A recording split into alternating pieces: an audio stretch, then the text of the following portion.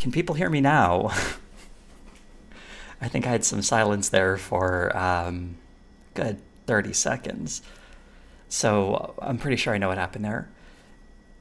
A well-known problem with microphones. This is like a deep cut. Only the real experts and pros know this. But to use a microphone, you have to turn it on. And if you talk without turning it on, people will not hear you. You'd think I'd know that by now, but no, apparently I don't. I make this mistake constantly. I'm just glad I wasn't recording the video and, so focused, looking right on the script and getting everything out that I end up not noticing that my microphone's been off. Okay. So I hope I'm coming in clear. Everything, audio levels are all good. Everyone seems cool and good. And we're gonna just wait a bit, give people a chance to tune in, because this is gonna be I don't know how long this is gonna take, but I'll have a little backstory for everybody. So why weren't these episodes mentioned in the video I made? There's very good reason for that. But yeah, let's just give it a few minutes, loosen up, kind of chill, relax, have a good day.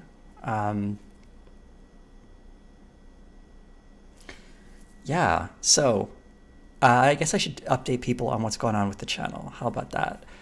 The next video is very far along, very, very far along. In fact, it's almost done. I'm just sort of fretting over whether or not I should re-record a few lines that I'm not super happy with. But the video itself, like, I have a first draft, no, like a third draft at this point that's done. I've even like gone through the copyright issues, because this is going to be a sitcom retrospective for anyone wondering. It's very long. It's almost 2 hours. It's about an hour and 55 minutes, roughly. That might change before it comes out, but that's what it's currently sitting at. I remember when I was making it, I was so confident, like, this is going to be my first ever video that's over 2 hours. I can't believe it. It turned out not quite that long, but still pretty big, substantial, and I'm fairly happy with it. As for the show itself, I guess I can tell people what show I'm covering.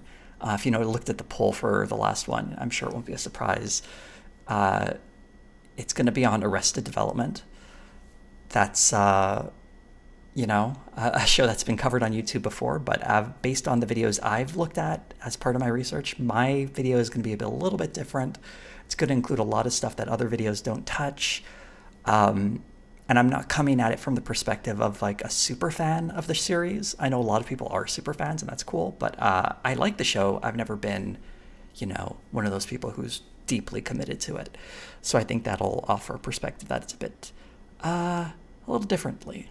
And some surprising, there was some stuff in the rewatch that I didn't notice the first time through, particularly like season 5, which was not very well received.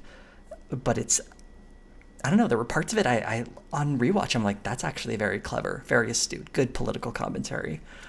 And yeah, it's still not my favorite season. Obviously the first 3 are way better, but it made me appreciate it a bit more. And obviously I'll be going in detail to all the sort of crazy behind the scenes stuff too, which is its own kettle of fish. Or is it a kettle of fish? I don't know what the saying is. I know it's a can of worms, but there's like a fish version. Anyway, so that video is going to be coming, I don't know, the next few days for patrons, and then a week after that. I almost put it up today, but then it would go public on Christmas Eve, and I learned my lesson last year. Don't put out a video on Christmas Eve. The people who appreciate it will really appreciate it, but it'll get crushed in the algorithm. Even though the video that came out last Christmas Eve, the Cheers one, did long-term do very well. Just those first few weeks, it was brutal. I was kind of down, like, oh, this is going to be not so well received. But then it ended up being well received, so okay. Yeah. All right. So yeah, next few days, if you want to see it when it comes out, you can always join my Patreon. That's a cool thing people do. And thanks to everyone confirming kettle of fish. I thought that was right. But yeah, there we go. Kettle of fish. So let's go into the backstory before we start this. I guess I can take the preview image down, right? A fiery one super chat. Jose, why do you torment yourself with these videos? Your brain and eyes have to be scarred by now from all of this. So why do I do this? Part of it is I just like pushing back on right-wing content, which is so dominant here on YouTube, right? And I feel like someone has to do this. Someone has to push back against it. And a lot of people do. I think my own style of doing it is a bit different. There was someone in the chat a little earlier saying that I'm one of the few people they like listening to because I'm very calm and cool. And I think that's an important voice when it comes to pushing back against misinformation. Everything can get sort of heated and angry, and I don't think that's always the best approach, or at least it shouldn't be the only approach. And I like, people worry about how that hits me and hurts me. It doesn't, to be honest. I guess I have a thick enough skin that I can delve into these topics without it really bothering me too much. A lot of it is just that, a lot of these shows, these videos will go after marginalized communities I am not a part of. So I realize it doesn't cut me the way it might hurt someone. Like, if you're in that community, it probably hits you a little differently. So I feel like if I'm not getting hit by something, the very least I can do is push back against it. So it doesn't hurt that bad. There are only a handful of times where I've just like, that was a rough video to produce. The one about protesters being hit by people driving cars, that was a really tough one. And it was so tough because I didn't realize it was tough. And then one of the first comments was just like, the title of this video makes me sad, with a sad face. And I just like, it all hit me. I was like, oh my God, I just had to make a whole video about this protester who was run over by this dude in a car, and how the right wing is like framing this as like some sort of just thing because they happen to be a BLM protester. And it's heavy because, this is a real person. And they're just being used to advance this like racist narrative. It's frustrating, very, very sad. But yeah, most of the time it's also like, sometimes it's just painful watching Tim Pool, for instance. He's the toughest one to do by far because he's so, wow, every little thought that rattles around in his little head seems to come out, and it's tough to follow that at times. But there are worse jobs. I've had worse jobs, like really miserable stuff. So this doesn't feel so bad. Someone tagged me asking if I support AOC. I'm like, sure. As far as American politicians go, she's one of the better ones. Also, people are saying John Oliver episode where they quoted me. I did not see that. I looked in some old videos. I could not find it. If you know where that is, I would love to see it. Otherwise, I think maybe it's not true. I'll believe it when I see it, is how I'll phrase that. And someone said that in a few streams ago, a couple months ago, they said that. So it would have to been a video from sometime this year, before October, I think, or before November at the very least. But I don't know when this episode was, and he's done a lot of episodes. But if someone's watching a ton of John Oliver and they see it, link me to it, because that would be cool to see. And someone asking if I'm a member of the muscular class. I don't know what that means, but I do have muscles. I'm extremely big and powerful. I am a He-Man, basically. No, let's do something else. I am like super strong.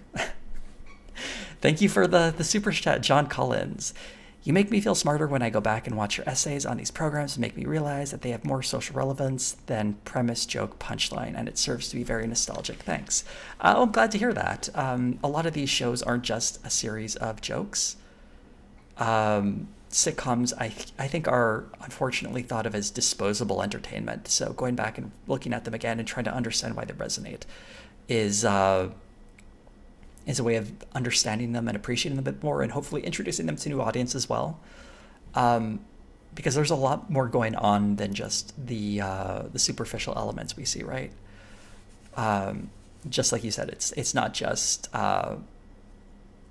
joke, punchline, or premise, joke, punchline, right? There's more going on there. And I think there's something to be said for understanding and appreciating art. Apparently Charlie Kirk says the muscular class thing. Okay, well, I don't know what that means, and Charlie Kirk is a bit of a silly boy. Jose Joestar confirmed. I'm not in the Joestar family, unfortunately. That'd be cool though, right? What would my stand be? It would be a bird, obviously, but what would it do? Um, I'd be able to deliver or turn everything into a sitcom from the 90s. That would be cool. Um, have I considered the open armed embrace of anarchism?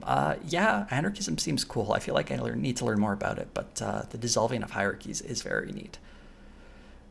The stream where someone mentioned the John Oliver thing was on October 9th. Thanks for checking that. So it would have to be a John Oliver episode before October 9th. But yeah, I couldn't find it. I watched a handful of clips, but it's not like I watched every single episode to try and find this. I just don't have the time. Thank you again, Fiery One. Your content is fantastic. Just want to say as well. Well, thank you. I appreciate that, and I appreciate the financial support. So we'll start this in a few minutes. To someone saying they need all their cash for those Donald Trump NFTs, but they would donate. I mean, if that's on you, I guess. I like those NFTs, though. They're pretty wild. Wow, if someone wants to throw away their money. But, some people, just to touch on that sort of briefly, a lot of people will say they wish they could give me money, but they have bills and stuff. And, I just want to go on the record here. It's always understood if you, have to take care of yourself. That's more important than paying for some YouTube guy. I'm okay. I'm not making big money, but I'm doing fine. And I appreciate any support I get, but only I don't want anyone to go hungry because they feel like they need to throw me a couple of dollars. Just give what you can when you can. Okay. Someone saying they watched most of my stuff in a couple of days. Makes me feel like I should have more videos then, right? But yeah, people binge it. That's cool. I've heard that a lot. My stuff is very, very chill. It's a nice vibe, I think. Whew. Okay. Give it 2 more minutes before we start. I do have clips and everything. I am keeping this preview image up for a long time, but I can take it down so we can see what the little video is going to look like, because I put together a small video. It's just clips, so there's nothing of me talking. And you can see things I'm listening to with my main account here for some reason. You can see all my favorite music there on the right. The funny thing is, the very top, you'll notice I have a Sabrina Carpenter song. I got into listening to her because of my Boy Meets World video. I didn't know who she was when I watched Girl Meets World. I'm like, oh, is this someone the kids listen to? So I got a mix going, and I just got so many songs by these people I had never heard of. Most of it wasn't very good, but and honestly, there's a lot of her songs I'm not too keen on, but there were a couple that were pretty good. It's just very funny to be hearing these songs of love and heartbreak and all of this from someone who's 16, and it's kind of funny. It's wow, you are like a child, but somehow living this intense life of love and romance, and I think it's very sweet and funny. But yeah, okay. Someone's saying I should do guest appearance on other channels. Okay. You'll have to talk to them about that. I actually don't have any say on whether or not I get to guest appear on other channels. I would consider it, though. Oh, yeah, someone talking about Lady Emily's... I haven't watched that one yet. Maybe I should. And the demo reel thing. But there's a lot of things I kind of want to watch on here. God, what is that Gundam Seed mix? That's 1 hour and 45 minutes. That's long. Gundam Seed is my favorite Gundam. Maybe we'll talk a little Gundam a bit later, but I don't want to scare everyone away with talk of Gundam. It's because I just watched 08 MS Team. But anyway, all right, we're a quarter of the hour in, so we're gonna get started. So first, let's start with the backstory. Why didn't these episodes make it into the Tucker Carlson video? I'm such a completionist. Very, very good reason. For most of them, they hadn't aired yet. When I started working on the video, it was almost immediately after that The End of Men thing came out. Originally, I was just going to do a video on that, but then I thought there's not enough here for a whole video. So what if I looked at the entire series of Tucker Carlson originals? So I watched all of it. It's very... it's a trip. I think most people have watched that Tucker Carlson video at this point anyway, so you know what that thing was like. And it took a while to put together, but as I was working on it, several other episodes aired, and I just couldn't include them. I couldn't go back and rewrite, re-record, re-edit a video on the fly. Since then, 3 more episodes have come out, one of them being a 2-parter. We're going to look at all of them today. The first one is going to be about the guy you see in that video there with his baby. That's Blake Masters.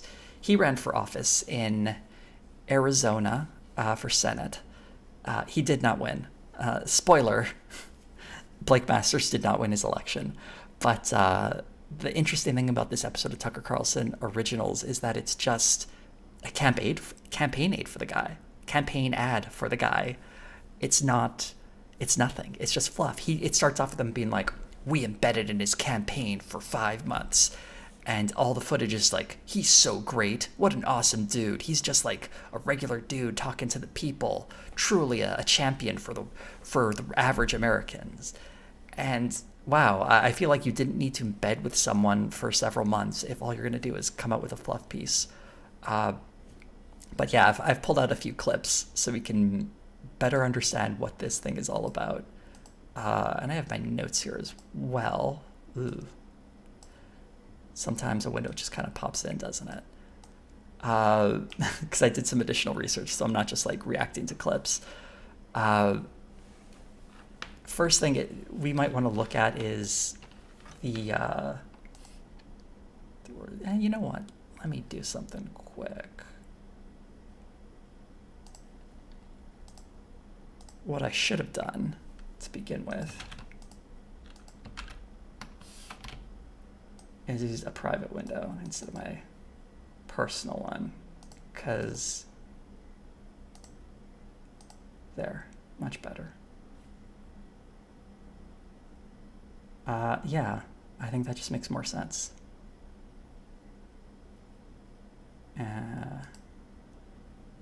There we go.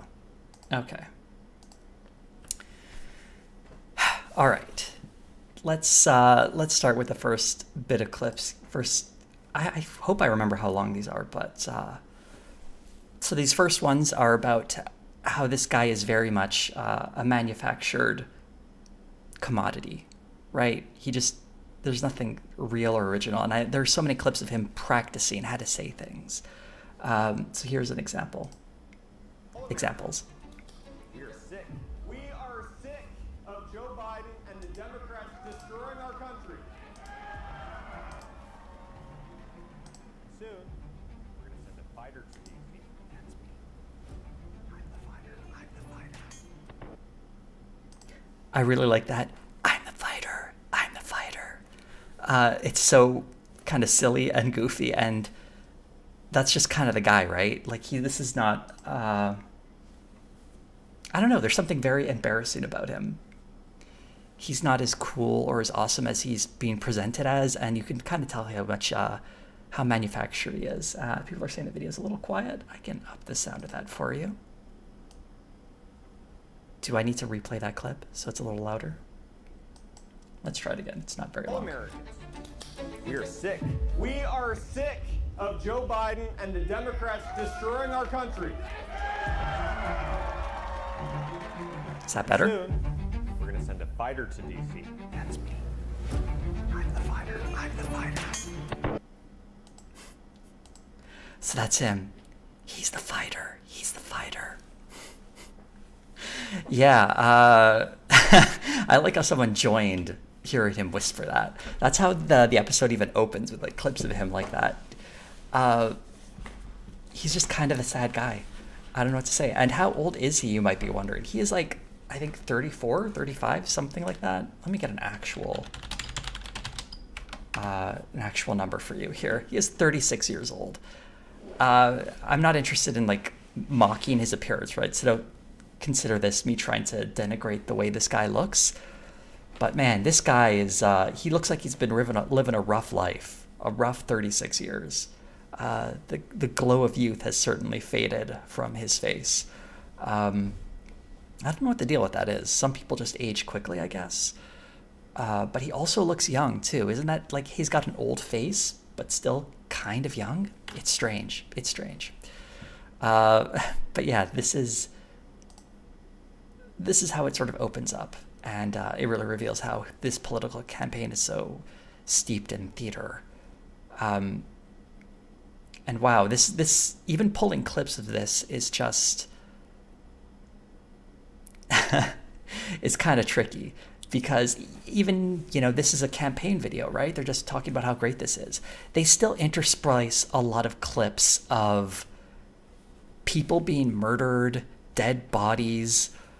Like, you might be wondering, like, why is that there? It's because part of this guy's platform is like border security. And it's like, we need to secure the borders because of murderers, et cetera, et cetera. You can imagine the talking points that go towards policing the borders. And just to hammer it home, there's a lot of photos of people, just dead people. Stuff you would never be able to do if this were broadcast on television. But it's a streaming service. That's why you can have a campaign ad on your streaming service. And there's a lot of weird images of like a wall on the border, even though he doesn't, I'm sure he supports a wall, but there isn't a lot of rhetoric about a wall in the video, which is kind of weird. Anyway, let's go to another clip. I'm the fighter. I'm the fighter. He's the fighter. We are the vast majority.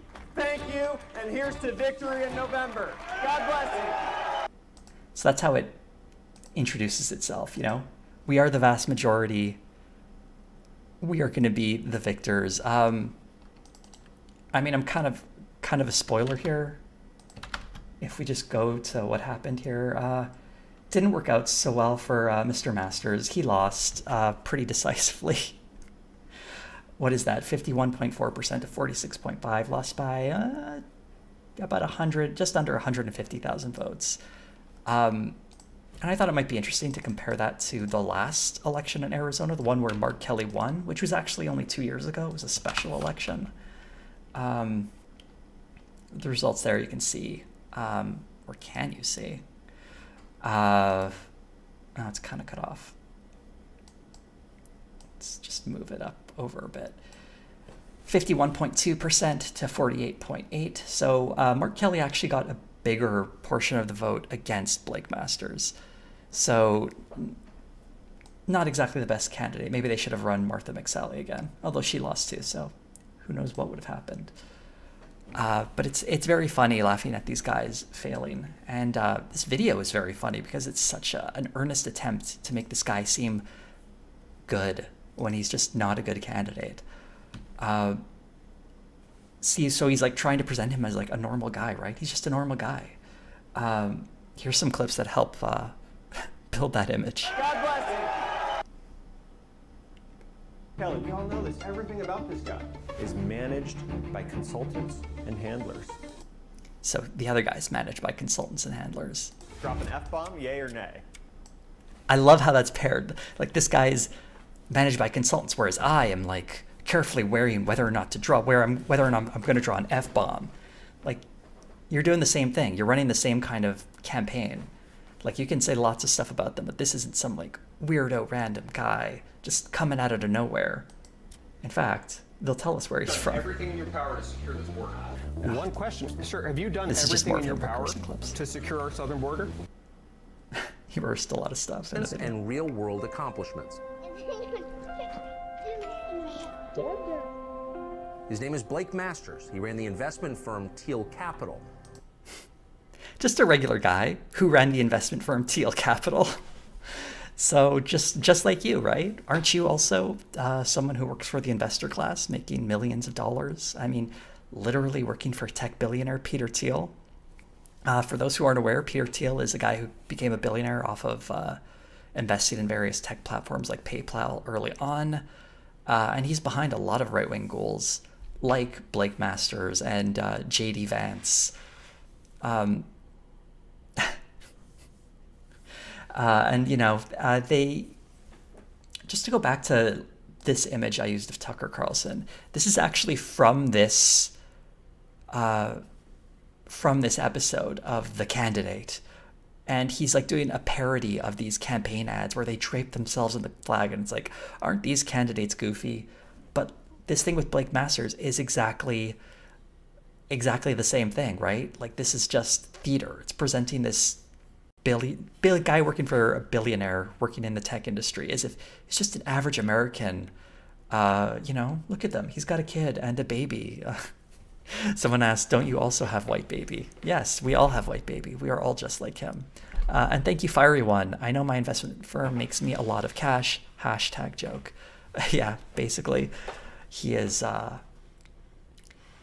engaging in a different kind of theater. He may not be wearing the American flag, but he is doing what Tucker Carlson is mocking in this image. It's the rich irony of this whole program. Yeah, let's go to the next clip. More about how he's a normal guy. I've worked hard for what I've had, but I've had a successful business career. Normal guy walking a border wall. A lot of shots. A lot of shots with him by a border wall. Because normal guys are very concerned about the southern border. Sadly, that's true, though. A lot of people do care about the southern border, even though it has no real bearing on their lives. They're probably getting screwed over more by their boss than some person who's crossed into the border illegally. But mainly, I'm just a normal guy who's pissed. Just a normal guy. Okay, so one of the things it tries to do very early on is rehab the problematic statements Blake Masters has had. Here's the thing. It doesn't really touch on the worst of them. It does touch on one of them. And, well, I'll let this clip speak for itself. One thing that all politicians have in common. They're really risk averse. How about like Theodore Kaczynski? You're just one. He thinks if you don't know who Theodore Kaczynski is, that's the Unabomber. He was this guy who lived out in the middle of nowhere, and then he started sending bombs to like the New York Times. He kind of rejected the modern world, and him saying he's an underrated subversive thinker. That's a weird person to endorse, right? And the response is, Mistake. He could be the first based senator. Like, that's not exactly the harshest blowback, right? Thank you, Zane Rossler. I'm a regular guy who hangs out with BFs from Monsanto, Koch Industries, and AT&T. Truly, the most average of Joes are the people from there. But there you go. The blowback here is that he might be based. You can see who this program is speaking to. That we're going to delve into some other topics about Blake Masters, but let's just finish off this clip. Problematic statements of Blake Masters, I should say. Away from going viral for the wrong reasons. Probably not great to be talking about Unabomber while campaigning. And sometimes you don't know what's going to go viral and what's not. That was going to be good. Ooh, he said a swear in a campaign ad. Oh no. Dang. But we've released a few videos that really have gone viral. So it's presented as a double-edged sword. Sometimes he'll say something that goes viral, sometimes it doesn't work out. There are some other things he's gotten in trouble for saying. Like, some of it is unfair, to be fair. He got criticized for some of the writings he had when he was when he was a teenager, where he was upset that the U.S. entered World War I. He thinks the U.S. should have been in it, and he believes in a conspiracy theory that the Rothschilds engineered that whole thing. A year ago, he said he doesn't believe any of that stuff anymore, and he was just a dumb kid, which, 15, 16 years ago, I guess maybe that's true. But the thing is, we don't have to go back 16 years to find him saying anything problematic, because here's a video for us to look at from now Arizona. You might see the title there. Kind of questionable, but let's hear this clip from when is this? 6 months ago, from a podcast in early 2022. At 5:30 days after securing former President Trump's endorsement, Republican Senate candidate Blake Masters is under fire. In a recent interview, Masters blames gun violence on black people. His words, our political... So that's pretty controversial. Didn't make it into the Tucker Carlson program, even though this is 6 months before that program even aired. Actually longer than that, because this aired in November and this podcast is, I think, from April. So yeah, here we'll get the full context from this short local news clip. Editor Dennis Welch is here with the fallout from that. Dennis? Yeah, and Masters made that accusation back in April after he... Someone asking, this will be accessible as on a list of streams. There should be a playlist on my channel, so if you want to watch this later, you can always do that. Yeah, all the streams are there if you want to watch this. He was asked about gun control. Like, we do have a gun violence problem in this country, and it's gang violence, right? Republican Senate candidate Blake Masters appearing to acknowledge gun violence on the Jeff Orovitz show back in April, where he also pointed a finger at who... I like how this clip from the Tucker Carlson thing, I guess he's using this in his campaign ads, which of course he would do that. Are we watching different streams? I don't even know what that means. This is the stream everyone's watching, I hope. But here comes the full clip, and it's something else. who he thinks is to blame. It's gangs, it's people in Chicago, St. Louis, shooting each other. Very often, black people, frankly. In that same interview, Now you might think, whoa, he just blamed gun violence on black people, and then the clip stops. People wondering, like, well, what did he say next? I actually found the podcast and listened to the rest of this. He doesn't say anything else about black people broadly. He just talks about gun violence legislation. The host never asks, like, wait, what did you mean black people are responsible, It's a weird thing to say. And it just sort of exists in this brief moment.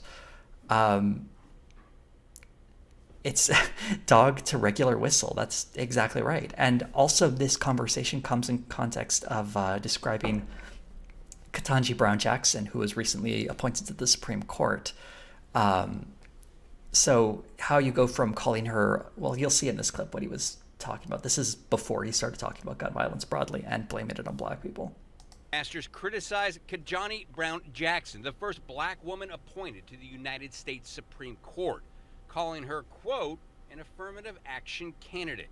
And she just indisputably is, because Biden told us before, listing her, he told us days before, I will only consider a black female for this job. And I think that just rubs most Americans the wrong way. Until the Trump endorsement last week, Masters' campaign had... So that's about the only, that's the rest of the clips. I don't know, we can watch the rest of this report, but I don't think they pull anything else from no. They get a comment from someone saying Blake Masters is bad, which is true. So he went from talking about how Justice Jackson is a affirmative action hire to then blaming black people for gun violence. I think we can sense a pattern here, right? This guy has some controversial statements regarding black people. And I think it's one of those things you might have wanted to include in your campaign video, basically trying to rehabilitate his image, and then just not doing it, Also, I'm just thinking of this now. We saw this a little earlier in my video, right? This is here. Okay. All right, we're doing some detective work on the fly. So you're thinking, oh, they pulled that from the Tucker Carlson program for this new special, except no, they didn't. This is from 6 months ago, so they couldn't have got this from the Tucker Carlson video. So where did Tucker Carlson's thing get it? Did they film this for Blake Masters? And then did Blake Masters use this footage in a campaign ad? Is that what happened here? Is Tucker Carlson's production team doing campaign work for Blake Masters? Or is Tucker Carlson's thing taking footage from Blake Masters, literal campaign material, and then putting it into his episodes? That's interesting. If so, this episode is just a campaign ad. It's an extension of that. That is very strange. I feel like there's some sort of campaign financing violation here. But then again, if it's a streaming service, it's probably not held to the same standards. Because there's nothing here signifying that it's from the Masters campaign. Maybe in the credits, but I don't know. That's just something I noticed here as we do this stream. I don't have anything prepared or research to look into this more deeply, but interesting. yeah, so Blake Masters, that was one controversial statement. He actually responded to it when people said, that's a racist thing you said. And I'll read his reply here just to be, fair and balanced, etc. This comes from a USA Today article, which I guess I can put on screen. So if you guys want to know where I'm getting this quote from, let's stop that video. Journalists only cover shootings when the shooters and victim fit a certain profile, Master said. But most victims of gun murder in America are black men, and most perpetrators of gun murder in America are black men. These are simple facts. Go look up the FBI crime statistics and CDC cause of death while you still can. I don't know why you wouldn't be able to. And then he said, there's an epidemic of violence that's killing young black men in America, and I actually want to solve it. That's interesting, though, because it's certainly not the guns he blames. He opposes all forms of legislation against gun control. So when he says the problem is black men, like, what does he mean by that, right? Does he mean people need to be put in prison? Does he mean, like, communities need to be more harshly policed? It's one of those really vacuous statements where he gestures towards a problem and doesn't really describe his solutions. Yeah. So that was one questionable comment. Also in the in this thing, this program, they don't really get into the fact that he does a lot of election denial stuff, specifically the 2020 election, and saying it was, Trump should have won, etc. I'm sure people are familiar with those talking points. And he scrubbed that from his campaign website once he won the primary. And he's been very mushy mouthed on that. It does come up later, but that's only because Trump brought it up in a section that comes out later in the episode. But there was another quote I liked of his where he thought that the January 6th was engineered by the FBI, which again is completely bogus, a complete conspiracy theory. But he's draped in that. That's why he's a Trump-endorsed candidate. Those are the things he supports. Also, there was a nice AP article that he talked about the Great Replacement theory. Here's another quote. Obviously, the Democrats, they hope to just change the demographics of our country. They hope to import an entirely new electorate. Then they call you a racist and a bigot. Because, yeah, you would be if you're very concerned about the demographics of your country and you want it to remain white. That is, inherently white supremacist. Also, immigrants, immigrants are fine, right? To be against immigrants, particularly immigrants of a certain ethnic background, and championing the Great Replacement is just racism. This guy's a racist. I'm calling to here, everyone. He blames gun violence on black people, and he says immigrants are a plot to replace white people. I'm going to be bold and call this guy a racist. Just feeling like I need to take a firm stance here, being so courageous. But that's not the grossest thing that happens in this special. And this next part is something. So let's watch this next clip. About Unabomber while campaigning. And sometimes you don't know what's going to go viral and what's not. All right, let's saw this part. Viral. It's not just about my daughter. There's So he goes to visit this woman. Her daughter is Alicia Navarro. She went missing a few years ago. And, as someone whose loved one is missing, he wants to go there to show, he supports people like this and will do what he can as a senator to ensure that children don't go missing. But let's see how this is portrayed. There's lots of missing children. Right. The number of missing children in Arizona has doubled under the Biden administration. Many are raped, exploited, and murdered. We don't really get any stats or statistics to back this up. What is the number of missing children doubling? What does that mean? I tried to find these numbers. I actually couldn't find them anywhere. I don't know where it comes from or why. What's particularly gross about this is this woman here, not her I actually feel really sorry for because I think she's being exploited. Her daughter went missing in 2019. So Children. To go from that to talk about children are going missing under the Biden administration. There was no Biden administration in 2019. It was the Trump administration. So how are you tying this to Biden? But even worse than that, no one really knows what happened to Alicia Navarro. She's been missing. Sadly, we don't know what happened there. But they advance a hypothesis, and here's what it is.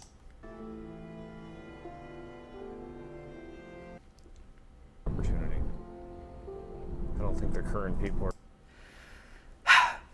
I think I missed that clip. Anyway, so what he says is it's, or alludes to quite heavily, that it's related to the border, that it is illegal immigrants are coming across and somehow doing things to these missing kids or kidnapping them and taking them away.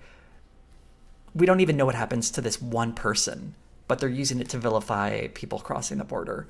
Because obviously they would do that. If someone has died, or someone has gone missing, I should say, why can't you use that missing child to advance a narrative, even though there is literally no evidence to support that this person's disappearance has anything to do with the border, right? We're trying that hard.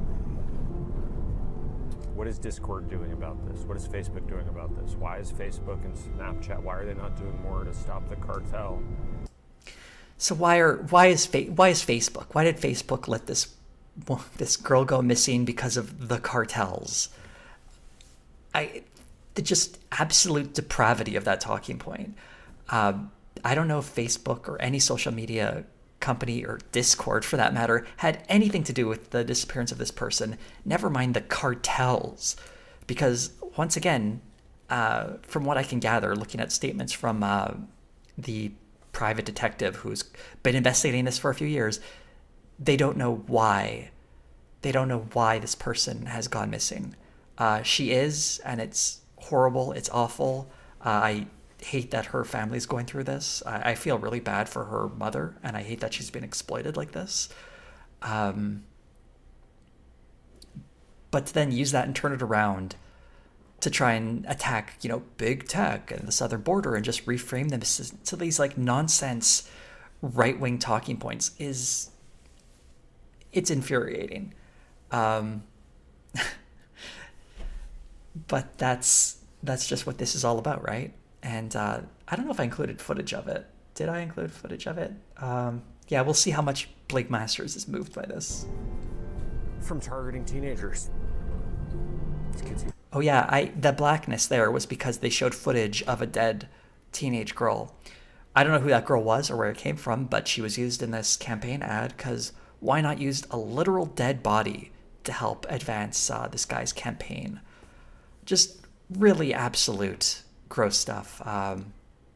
Someone asking about my pronouns, they're he, him. So there you go. And there's footage of a crying baby. Yeah, this just really upsets me. I feel like this could have been a whole video even, but it just would have been me being very upset. And here's Blake Masters crying. Kidnapped, they get killed, they get used, sold into sexual slavery. Look, he's got a baby. Look at how sad he is. Look at him crying. And I don't doubt it is emotional. It is emotional speaking to someone whose daughter has gone missing and feeling some empathy and some sadness there, right? I think anyone would. But he's not going to do anything about it. He has no plan. He has no policy positions. He's just like wagging his finger at Discord because like, what is Discord doing, right? What are they doing? I don't know. Like the cartels are using Discord to abduct random teenagers. Is that what he thinks is happening? And if so, what is he going to do to stop that? And also, where is his evidence that this is happening? It just really upsets me when average people are pulled into these like political storms and then exploited. It kind of reminds me of that video I did a few years back about Lauren Southern and that horrible South Africa film she did where she went to speak to that woman whose father was murdered and tried to present it as like, oh, this man was murdered because he's a white farmer who was targeted by a black man because they want to kill all the white people and they're just being ginned up by the politicians, and isn't this like a war on white people, when the murder had nothing to do with that. In fact, that woman thought she was going to be interviewed about a drought. But then they came in, they started asking about the murder of her father. They never mentioned that there was a second person who was murdered, or I should say a first person. The guy who murdered the woman's father had murdered his girlfriend a few days before, and he was on the run, and he was trying to hide out in the farm. But he was discovered while he was robbing the place and shot the man and fled. It had nothing to do with racially themed or violence or a war on white people. But she still took that man's death and used it to advance that narrative. Absolutely lying about it. I don't know. It's just such twisted stuff. I don't know how these people can look at themselves in the mirror sometimes when they just drag regular people into their just nightmare fantasies. If you want more details on that, watch the pseudo-journalism with Lauren Southern or something. I don't know what that video is called. I could just pull it up. Let's get a proper link, actually.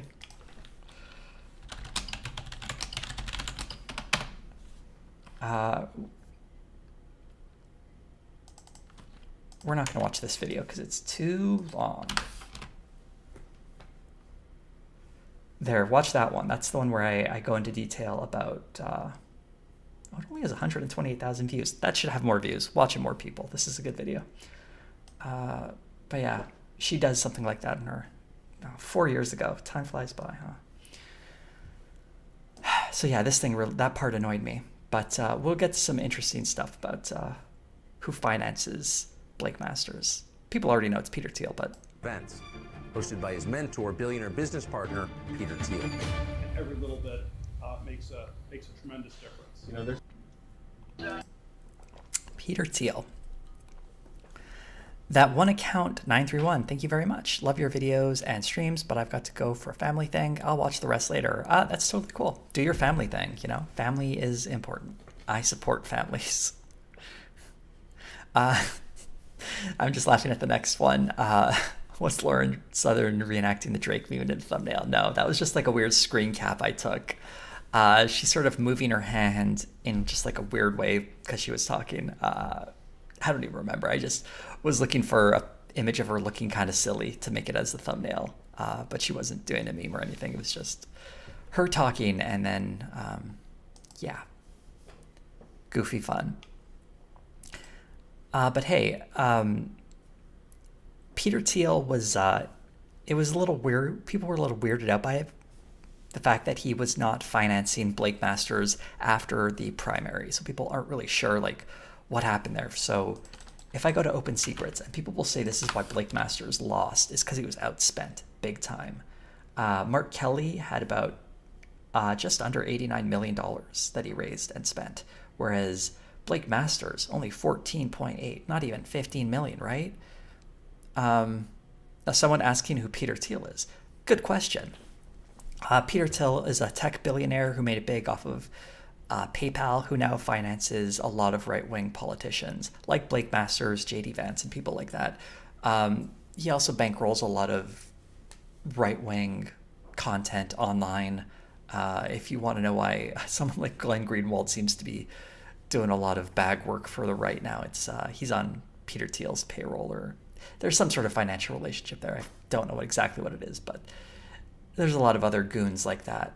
He works to finance. And you might be thinking, going back to my original point, Blake Masters, really outspent. Well, not exactly. Here's another bit of footage that will... Well, Carl, the Senate race out here in Arizona is extremely tight. Incumbent Democrat Mark Kelly does have a slight lead in the polls, but his GOP challenger Blake Masters is literally giving him a run for his money. Now, if you look at how much each candidate has raised individually... See, this is like not the full dollar figure, but this is towards the end of the campaign, right? You can see how it looks like Mark Kelly has so much more money. Doesn't seem like much of a contest. Kelly has raked in $82 million. Masters has just brought in $12 million. But Masters has a secret weapon in Peter Thiel. The PayPal co-founder has reportedly deployed $20 million in this race through his PAC, Saving Arizona. And overall, the PAC has brought in $26 million. It's the biggest Republican spender in the Senate race here, booking $8 million in ads during the general election alone. Now, Thiel has also hosted private fundraisers for Masters, who's running as a hardline conservative. I went to one of Masters' campaign events where he slammed Democrats on everything from border security to gas prices and inflation. So the reason that doesn't show up in something like Open Secrets is because these are donations that go directly to the candidate. Super PACs don't have to disclose that, and therefore they can raise this whole dark money thing. I'm sure people have heard of this, but it's this idea of spending money that cannot be tracked, because there's a limit to how much an individual can donate to a campaign. That way, the idea is to not let millionaire or billionaires overspend or overemphasize their influence on elections here and use money to get someone elected. So Peter Thiel coming in with a dark money group can effectively drop tens of millions of dollars into a race. And unless people are paying attention, they just won't know. It won't show up on things like Open Secrets. And in addition to that, hold on, just want to address this super chat. Thank you, John Collins. As far as people coming from other countries coming to the U.S. and GOP placing these people are lied to and then sent to progressive states, isn't it possible that they'd rather be in those states anyway? Yeah. I think it's true. Most people would want to go to a state that's more friendly to immigrants. Isn't that just obvious? But yeah, good point. Back on what I was saying. So when we look at someone asked you, my pronouns are he, him. I feel like I should have that posted somewhere. I know it's on my Twitter, but like there should be an easier way to do that. But yeah, there's never any harm in asking. So I'm always happy to repeat he, him. So there, another thing that isn't mentioned is we can say things like, Peter Thiel is putting this into dark money, but what about a program like this? Tucker Carlson aired this, which is just an ad for Blake Masters. It was like 2 weeks before the election or 1 week. And this is just a campaign ad. That's all this is. It's a campaign ad for Blake Masters. But did they have to declare this anywhere? Like, how much money went into this piece of propaganda on this supposed newsman, I guess? But it's a streaming service that isn't bound by any sort of regulation, so they can put whatever they wanted online. Because you actually can't put campaign ads under the guise of presenting a documentary or something that's actually illegal, or it violates some campaign thing or whatever. I don't know. There are laws against this, but the internet's a different place, or streaming services. Airways are regulated differently if it's something that's on TV or cable. Yeah. So I hope you I'm sorry, just reading the chat for a second there, but there you go. So a lot of money was going into this Blake Masters campaign, so this disparity isn't nearly as bad as it seems. I actually like how this little clip ends, because it's an important thing for us to remember. So they destroyed our energy independence, and then they printed $7 trillion. Between $6 and $7 trillion, and I don't understand how this causes inflation. Well, Democrat Mark Kelly is running as a moderate, focused on bipartisanship. Remember, he was instrumental in getting that CHIPS bill passed because semiconductors are such a big industry here. So, guys, Kelly has some CEOs in his corner as well. I think it's an important thing we always need to remember. It's very easy to present someone like Blake Masters as a puppet of big tech billionaires, but I mean, so is Mark Kelly. He just has a different set of billionaires behind him.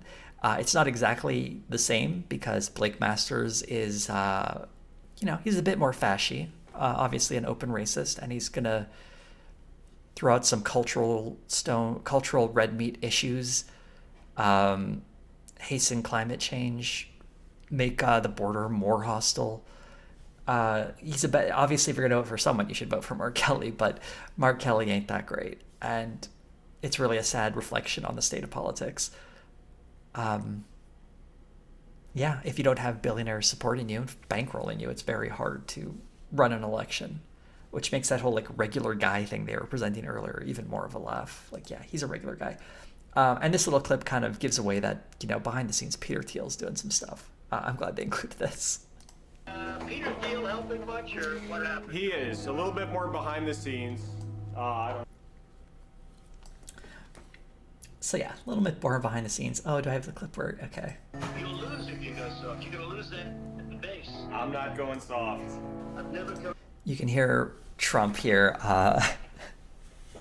It's very funny because this is a 27-minute program, and he gets called by Trump towards the end. This call is about 2 minutes long, or at least they play roughly 2 minutes. It might be like 1:45 or something.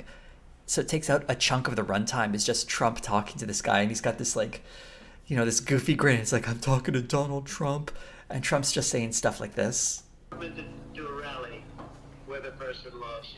Not once. I mean, it's been pretty. Because we. Let's get that Where again. the person lost. Going soft. I've never come in to do a rally where the person lost. Not once. I mean, it's been pretty. And he's just going on about himself, like, I didn't lose the election. You gotta stop sounding soft. You gotta get strong and saying I didn't lose the election. He's just talking about himself, puffing himself up, saying, you know. And that thing he said at the very end, I've never lost an election, or someone I've rallied with has never lost an election. What an obvious lie, and clearly not true considering Blake Masters lost. He did. He did that rally with Blake Masters and Kerry Lake, so he lost with 2 people in that rally. Very funny. But after the call ends, I didn't include a clip of it, but Blake Masters has this like face, like, oh, I got a call from Trump, and he doesn't say that exactly, but he's got that sort of expression the whole time, and it's like he just met his hero, and that's so sad. That's so sad. I can't imagine ever being that excited to meet any politician. Even if I were running for office, it just projects a lot of a degree of fawning and deference that I don't think any elected leader should have. And I think the last clip I have here is just a joke. Because we need to win, we're going to win. Thank you for being here. God bless you. We are going to make this country great again. Womp womp. Yeah, he didn't win. He lost pretty big. Also a very funny thing that I just kind of want to mention about this guy's campaign. He was selling NFTs to raise money. I don't know if this counts as a campaign expenditure, but over $500,000 selling NFTs. I just think that's very funny. That happened back in January. Which that's Blake Masters, all right. Guy selling NFTs, just like Trump is now, right? He's someone. Yeah, that's a good point, Mitchell Harris. Trump's endorsements have always underperformed. He doesn't raise up his party meaningfully. That's true. Trump is very good at lifting himself up, but not other people in his party. That's his whole shtick, I guess. And yeah, it's so that's basically the Blake Masters program. Not a ton to say, right? Except I did for, wow, 45 minutes. It would have been a weird thing to include in the video, because it would have been me mocking the fact that he lost the election, and so much money went into producing this program. In fact, the opening has, like, Tucker Carlson said, my team was embedded with Blake Masters for months. And that's the quality of stuff they come up with. Like, they could have just run a campaign ad for 20-something minutes and had the same effect. And he still lost either way. Okay, I think I move on to the next episode. Yeah, okay. Oof. The next one is not so fun. It's bad. This one actually is one of the ones who could have easily been included in my video had it not just been a fact that the video was too far in production for me to go back and include stuff, because there's nothing really new in this one, but it does hit on a lot of familiar themes that other Tucker Carlson Originals episodes do. And this one is about the border. It's called Battle for the Border. Here's like how it opens up to show you how This 19-minute documentary is going to be positioning this debate around the border, or its position about the border.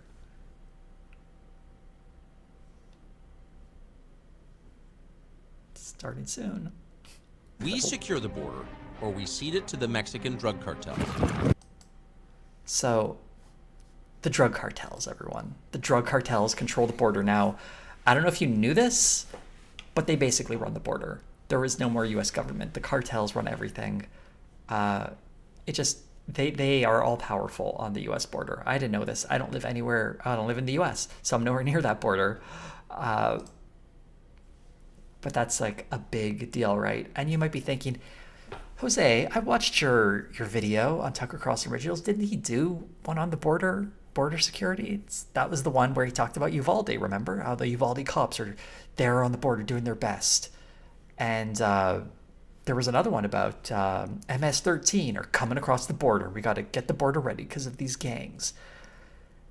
This episode is just so unbelievably lazy. And it's so recycled. Like, here's an example of how it recycles stuff from earlier episodes.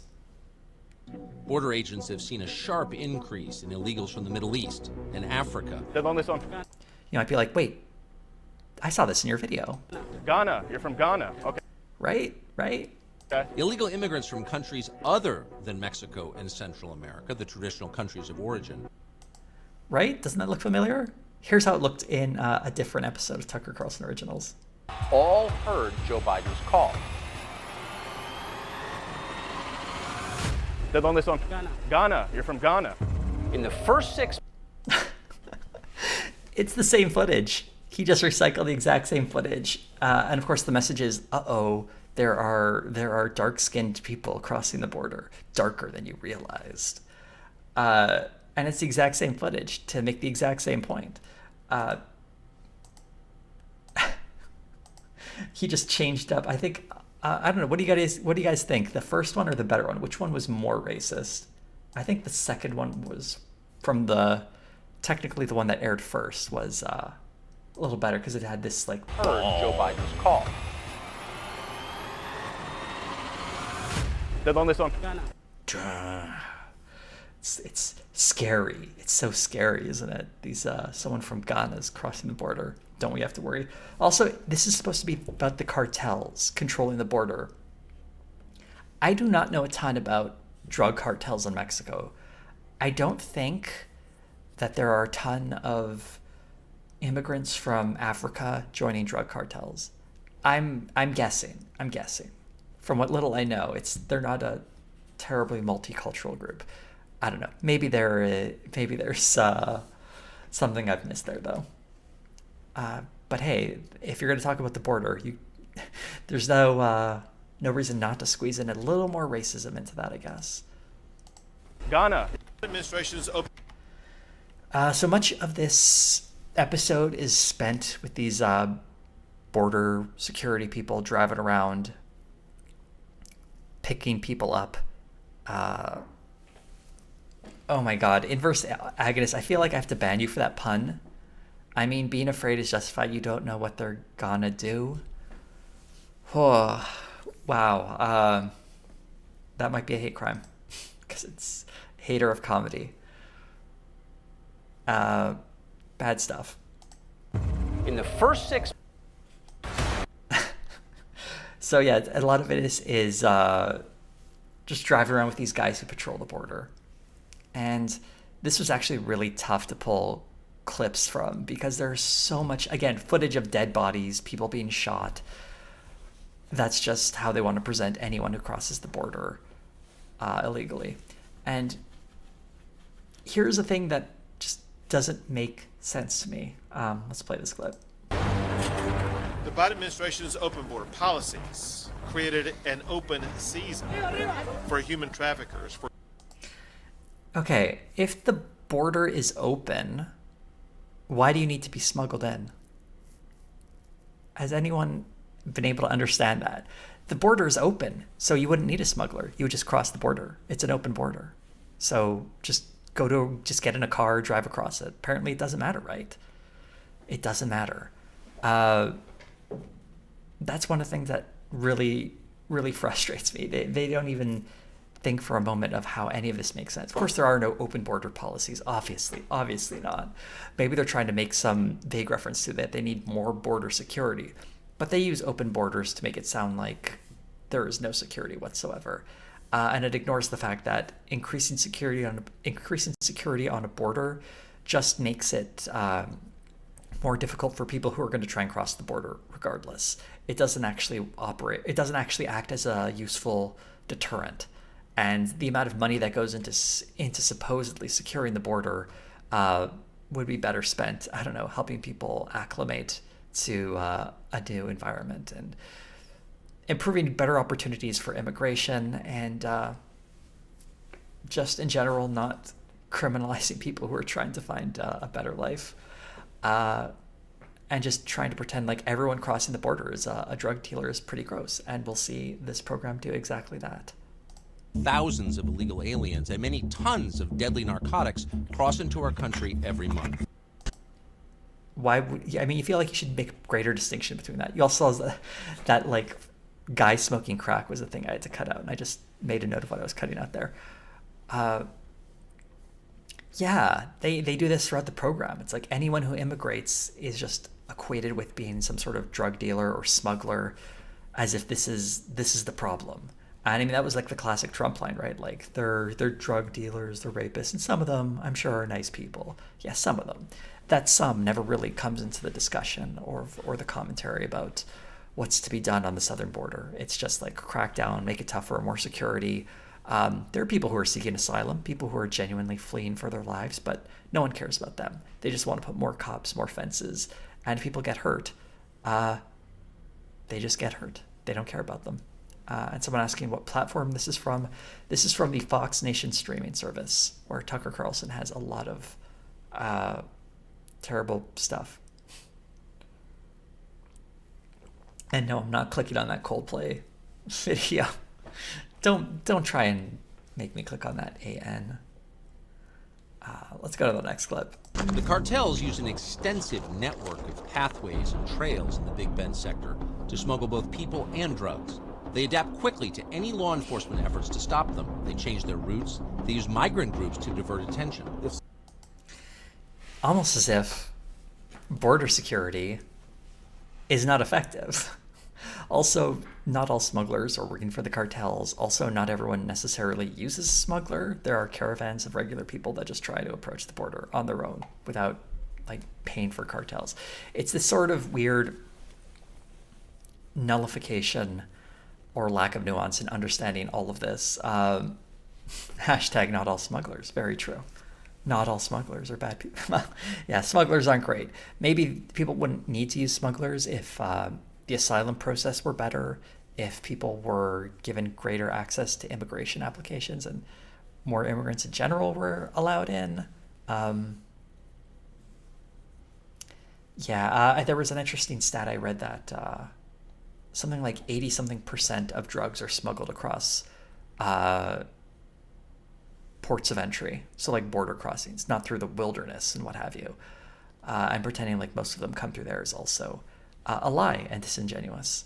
Because it's easier to hide drugs in a car than it is to like hike through the desert for days. Because you're probably going to die or the drugs might get damaged. I don't know. There's a lot of reasons you don't want to drag your drugs through the desert. Imagine how hard it is to go through the desert, and now imagine how hard it is to go through the desert with some drugs strapped to your back. Let's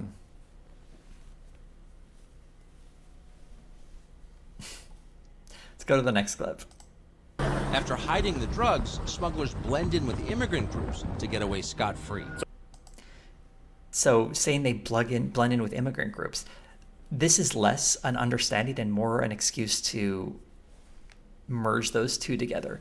A responsible journalist, like if Tucker Carlson were one, would explain how, we need better ways of processing these immigrant groups. It's worth screening people if there are like actual criminals in those groups and people trying to smuggle in horrible drugs or people who've committed violent crimes. Yeah, you don't want those people going into your country. That's fair.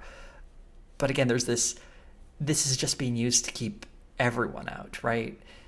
If it was a more thoughtful or selective process that was being championed here, that'd be fine. But what he instead champions is this.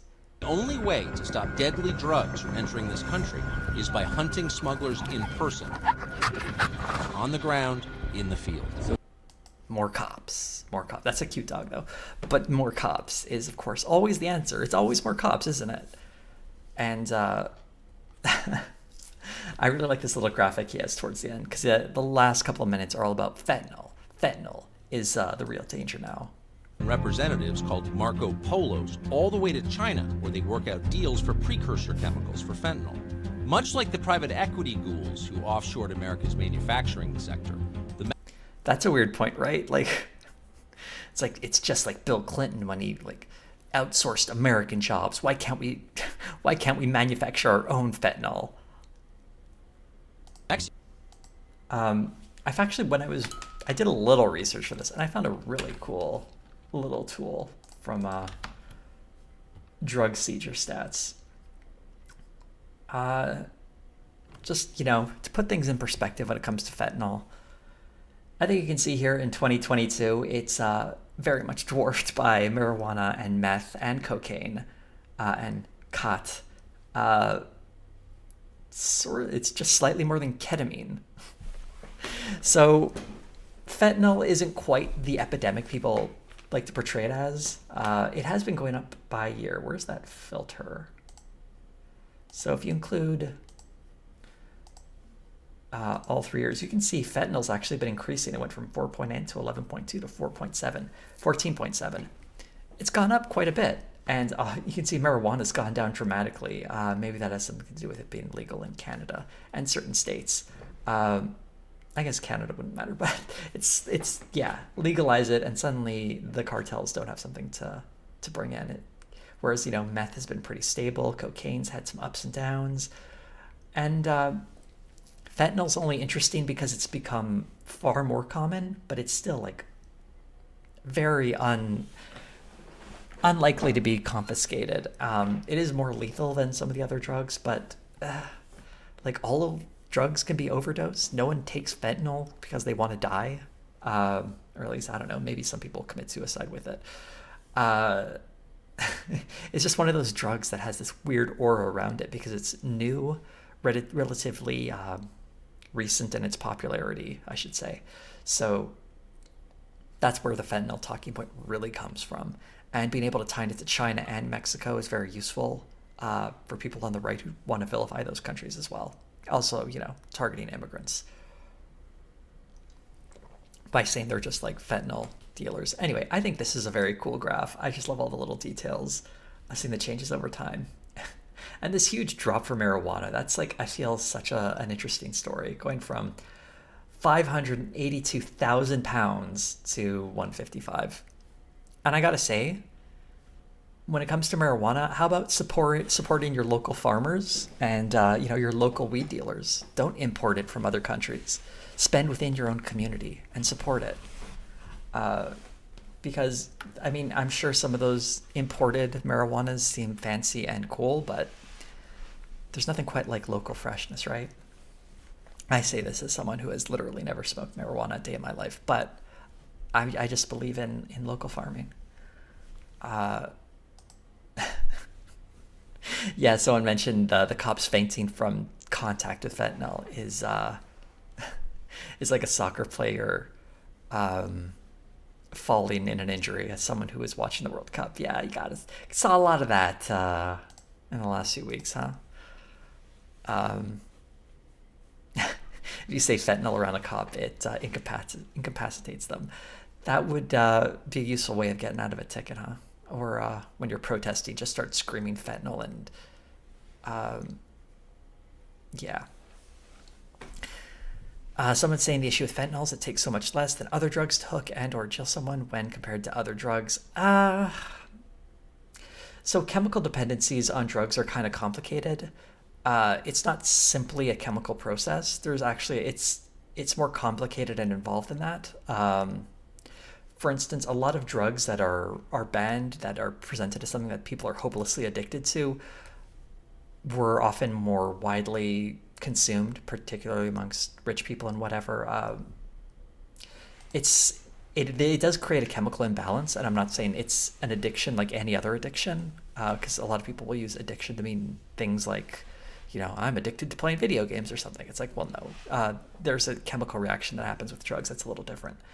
But it's not strictly a case of you take a drug and then you're addicted to it. It usually requires repeated use. It's usually a reflection of, there's also like a lot of sociological elements as well. A person's mental health in general might lead them to be more prone to addictions. They might have some personal issues that lead them to taking drugs as well. It's difficult, and this is all very complicated. And part of the reason why black markets are really bad for drugs, and it's hard for people to do them responsibly. But yeah, they all have problems. People OD from all of these drugs. Well, maybe not marijuana, but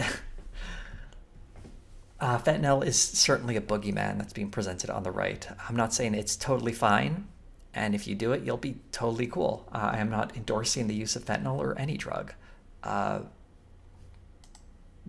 it's worth looking into. Listen to scientists, I guess, and actual professionals about this instead of right-wing commentators, or even YouTubers for that matter. Don't be like, Jose told me it was fine. I'm not. And bad results in trusting a YouTuber with your drug-taking habits, I guess, would be how I phrase it. I don't know if I have any more clips from this. No, that was it for the border crossing thing.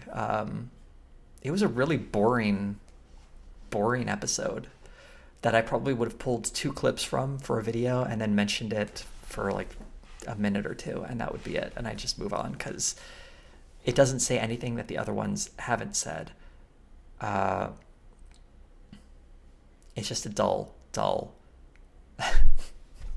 episode of Tucker Carlson Originals, because they really don't have enough topics for these things. They have to produce like however many a season, like I don't even know, 20 or something a season, and they hit repeats a lot because they're just a collection of talking points. They're not genuinely investigating any of these talking points, or topics, I should say. But the next one, you're wondering, is a 2-parter. It is titled Biden Inc. Now, before I continue, actually, I should consult my note. One of the things that's really annoying about the border stuff, and I'll say this as the last thing on that episode before we move on to Biden Inc. There's a lot of talk about how Biden's soft on border policy and he's letting in too many illegal immigrants and all this stuff. Biden's got a terrible border policy, and he may have been better than Trump's, but that's because Trump's was just absolutely awful. Obama was often referred to as like the deporter in chief, right? And Biden's policies are trying to go back to basically what Obama was doing. Maybe a little more generous when it comes to people seeking asylum or whatever. But the fact that Title 42 is still in place is just absolutely grotesque. Title 42 uses the border to turn away anyone for health reasons. It was put in during the COVID-19 pandemic. It was used by the Trump administration to turn away anyone at the border, just indiscriminately, as a question of public health and safety. Obviously, terrible policy. And the fact that the Biden administration is still using it 2 years later is gross, because if someone is trying to enter the country and they're trying to make an asylum claim, let's say they're trying to flee a country that's been undergoing some sort of violent revolution or some, what's the word I want? Climate-related disaster. I think Haiti was a good example of people who were trying to leave because of the hurricane that hit there and just trying to find safety. Title 42 makes it okay for people to just turn people away. They don't even get a chance for their case to be heard, because that's the law, actually. If you go to the US and you make a claim for asylum, you have to be put in front of a judge and plead your case to say why you deserve refugee status in the United States, or asylum, I should say. And that just bypasses that process. So you can say you want asylum, but they can be, well, no, you're diseased, get out of here. It's grotesque, and a horrible, horrible thing to do. And a lot of people are just being flown back to their countries of origins. So rather than being given a hearing as to whether or not they should be allowed in, a very horrible thing to do for people who are amongst some of the most desperate in the world. I mean, who's got it worse than a refugee at this point, right? Like, I always hate when people talk about refugees trying to like live high off the hog of government handouts. Like, these people are leaving their whole lives behind to trying to escape these horrible things. And I people being mean to refugees is something that gets me a bit worked up. And just wanted to make sure that was out there. So I never want it to be said that the policy on the southern border or American immigration and immigration policies are good and reasonable, because they're really awful in a lot of ways. That's going to come up in my Arrested Development video. There's a little tease. Right, the next one, Biden Inc. This one is a two-parter because they need to spend 2 whole episodes on the corruption within the Biden family. Now, the really wild thing about this two-parter that came out like, what, a week or 2 ago? So there's no way this could have made it into my video because it literally came out after my video came out. So that was never an option. But I figured I'd talk about it anyway, because why not, right? Why not? It runs for, I think, 45 minutes total, because it's 2 episodes. Something like 45. And I went into it thinking like, okay, we're going to learn about all the things the Biden family is going to do. Surely this won't just be about that accursed Hunter Biden laptop. And we did get a little bit about Joe Biden's family dealings in the past and how they've made money through like real estate sales or whatever. That goes on for about 5 minutes. And then the rest of it is just about the laptop. It is so like laser focused on it. And I was like, after the end of the first part, I was like, oh my God, they spent so much time talking about nothing. But like, let's just go over some clips, I guess. Here we go. Biden laptop stuff. Great.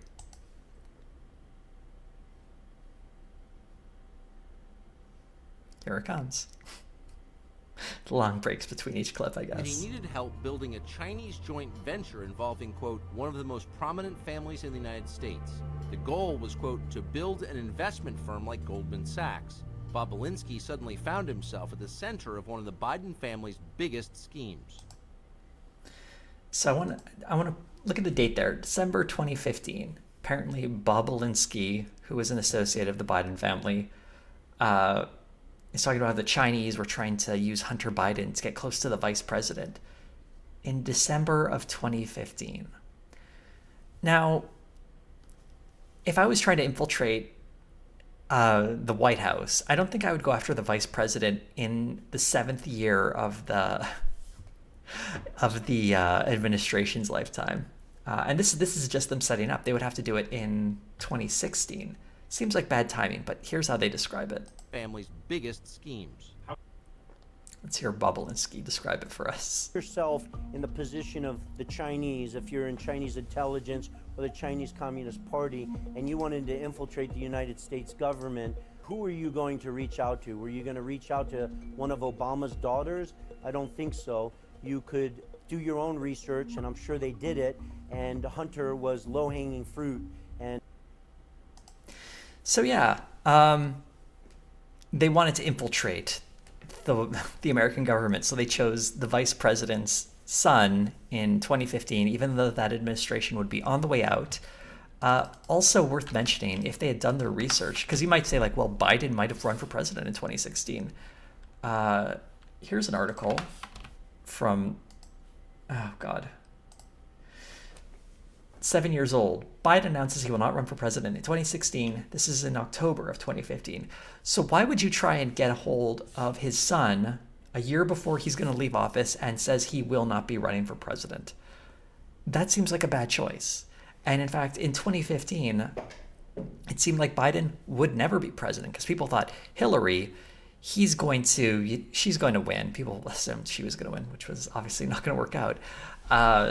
So Biden wouldn't have a chance to be in office, period, because even if she won it once, she'd probably run again in 2020, which means Biden would be, oh God, in 2024, how old is he going to be? Well, not 2024, what am I saying? 2024. He would have been in his like mid to late 80s, way too old to be running for president. So yeah, it seemed like a bad play by the Chinese. They want to get in with the government, so they get a guy who will be out of office and then might be in office again 8 years later when he's 86 years old. Wow, bad play from the Chinese. The rest of it is not good. The episode then goes into like excruciating detail about this meeting Bobulinski had. Here's an example of the detail. Then later that night, I let him know I'm on my way. I'm here. Are you guys in the bar? The meeting lasted 45 minutes. So I literally haven't been back here since I actually met with the Bidens and Joe.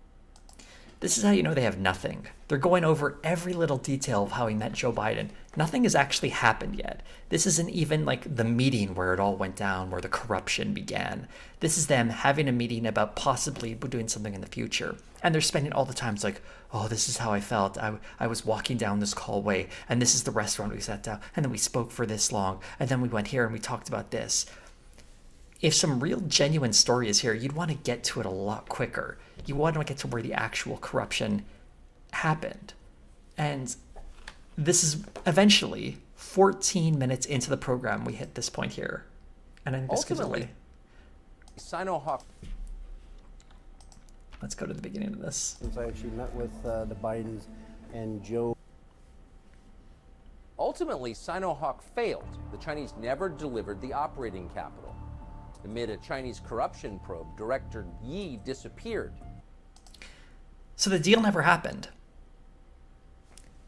The deal, the supposed big corruption thing, never went down.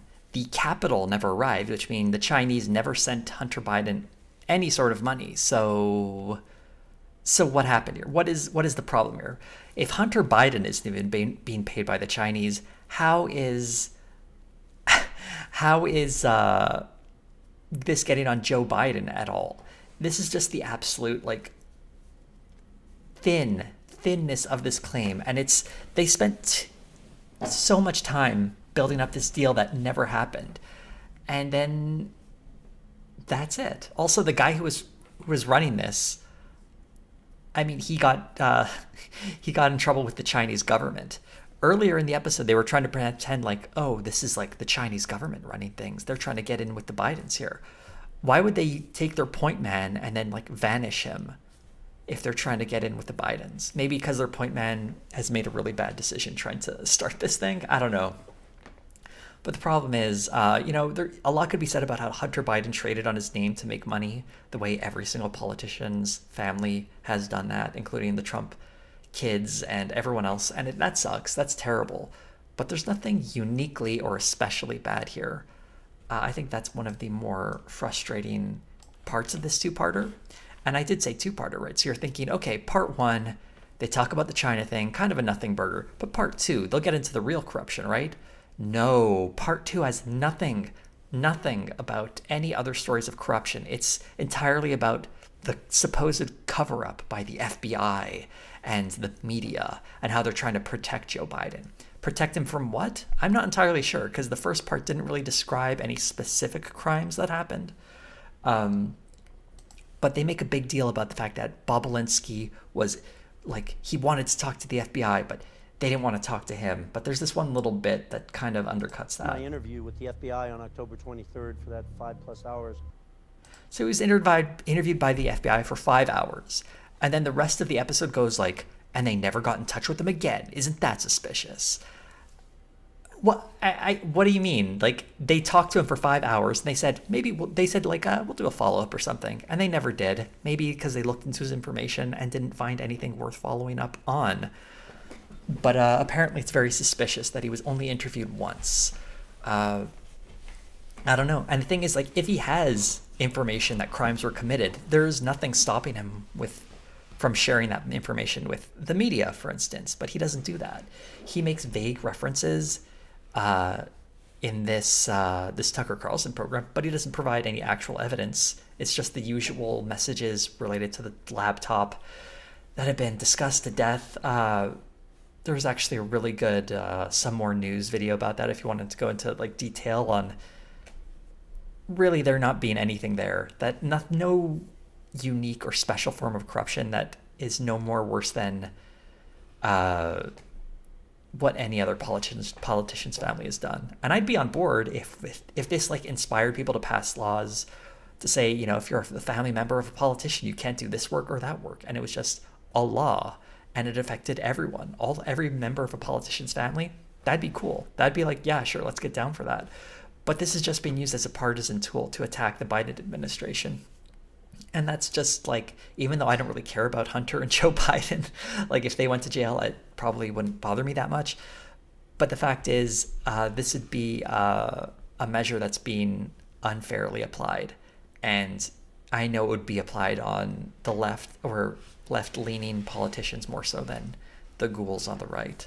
And that's why you can't really let them slide on it, because it's just going to be a tool used to accrue more power for the right, which is bad. Let's go to the next clip. So within hours of our story going live on October 17, 2020, Facebook and Twitter shut us down.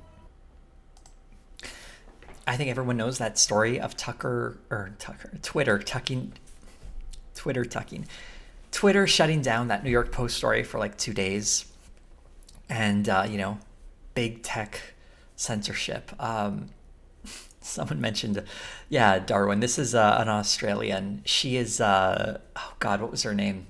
I don't remember her name, but when I looked her up online, she got in trouble recently because she was saying that an Indigenous child, or an Aboriginal child, I believe that's the proper name in Australia, was like faking crying over being attacked or something, and basically mocking them. And her company nearly got sued, and she had to put out a public apology because it was a real thing that happened. And she's just kind of gross like that.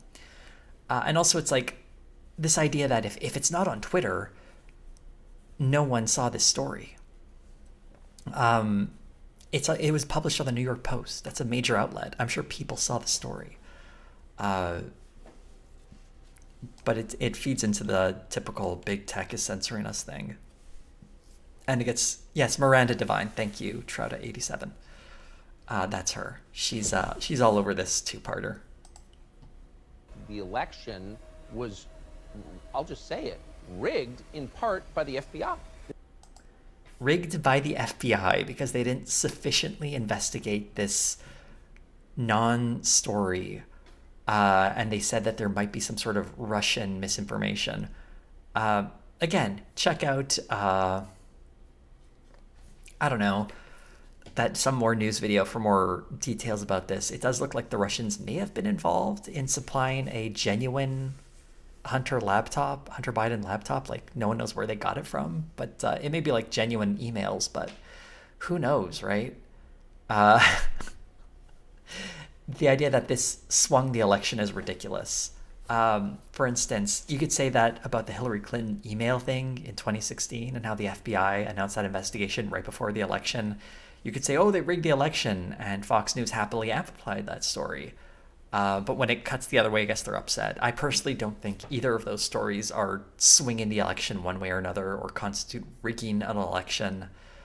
But they are stories that get people all upset and angry and give people an excuse when their candidate underperforms. Because Hillary Clinton was a bad candidate, and so is Donald Trump, and sometimes they struggle to get votes because people don't like them. Mainstream media. I like this one guy too. A God, I don't remember his name. I had it written down here somewhere. Peter Schweitzer. Just the ego in this guy. He wrote a book called Clinton Cash, and this is him reflecting on it.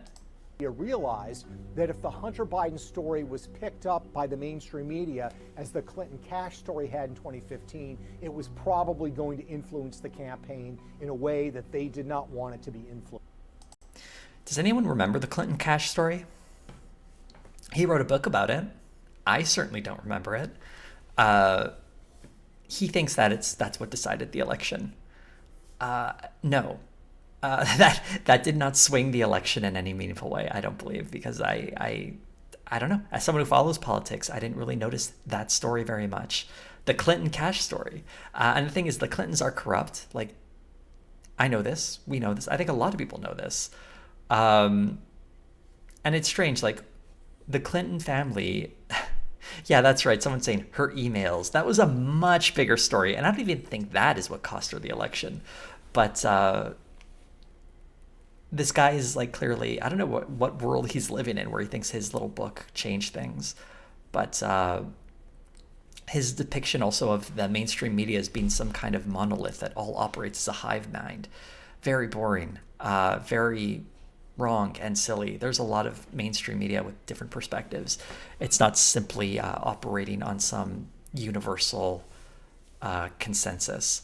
They just require evidence. And there's just no evidence of a real crime happening with the Hunter Biden laptop thing. There just isn't. Maybe they hit the sort of misinformation thing a little too hard, I guess. But still, like, even if it was all authentic and we should have believed it from the get-go, there's not a lot there. There's still no real corruption there. Again, I just hate how much airtime this Hunter Biden story takes up. It's not that interesting. Also, you'd think that the Clinton family would have more influence than Joe Biden when it comes to controlling the mainstream media, but I guess not. I guess Joe Biden, he's the real puppet master, not the Clinton family, who apparently get people murdered, but they can't control the media. Okay. But I like this little bit right here. Polls taken after the 2020 election showed that 80% of voters, including a majority of Democrats, believe the outcome of the election would have been different if coverage of Hunter Biden's laptop had been, quote, truthful, if it hadn't been censored. Now, I had to look up this article because it's one of those things that it's like, what? Is that true? Turns out no. If you actually look at the survey, and we have to use the Wayback Machine because it's behind a paywall, which is not cool. But it wasn't always behind a paywall. Let's look at the actual questions here. So look at the headline. 79% say truthful coverage of Hunter's Biden laptop would have changed the 2020 election. First of all, what is truthful coverage, and how do they know? Just asking random people what they think. How would they know? It's just a weird thing. So, first of all, let's I don't need their spin. You have to realize that this high number is taken from a smaller number, because when it comes to who is following the Hunter Biden laptop story, overall it's less than 32% of people. Can we get this bigger, please? Okay, there you go. 32% of people. So that's the actual number we're working with here. Not all voters. We're looking at 32% of voters who have even heard of this story or were following this story. And see, it's about 1,335 adults. All future questions are based on that subgroup of... I'm pointing with my hand like an idiot. I'll use my mouse here and hope people can see it. Like, this is the group that question was asked of. So when it says 79%, it's 79% of 32%. So we're talking about a very small a smaller number than they're trying to let on here. And, there's stuff like this. Do you think that the Hunter Biden's laptop is real or created by Russia? A lot of people think it's real. And it's weird because they're talking about the laptop itself and not the story. But let's skip down to that 79% figure. because that's the real interesting one. Was this it? Oh, here's a good example. See how it says the electorate did not have access to information that could have been critical to their decision polls. Could have been. But then it was framed, this is how it was actually asked. If there was a concerted effort by the FBI, intelligence community, Democrat-controlled Congress, and Biden campaign, along with big tech, to frame the Biden laptop as disinformation, do you agree or disagree that the electorate did not have access to that information that could have been critical to their decision at the polls? So just absolutely ridiculous framing. Like, wow. If all of this was true, wouldn't that be a problem? Yeah, like, if it was true. Like, if it was true that they were all a bunch of vampires eating babies like rotisserie chickens, which is, I stole that from Alex Jones, by the way. Do you think that would be a good thing or a bad thing? It's like, I think that would be a bad thing if it were true. And someone brings up, like, what information are we talking about? Like, yeah, what information specifically would have to be made public? Just wild stuff. I think this is the number they're citing. It's 78%, not 79. What was the other one? Would knowing the laptop contents were real and not disinformation have changed your vote? Again, this is out of that 32%. It's like very likely. So we're talking about like less than 10% of people. And again, the question is, how likely would knowing before the election that the laptop contents were real and not disinformation have changed your voting decision? I think this is the one. How likely would a truthful interpretation of the laptop have changed the election's outcome? Which the question is basically this. Like, who cares? How like, you're asking a random person, do you think the election outcome would have been different? They can say whatever they want. That doesn't mean it's an informed opinion. Like, I can go out there and ask 500 people, do you think, I don't know, we should let Tucker Carlson have a TV show? And I'd be like, wow, 43% of people are in favor of taking away Tucker Carlson's terrible TV show. Or I'm just pulling that number outside of nowhere. Does that mean Tucker Carlson shouldn't have a TV show?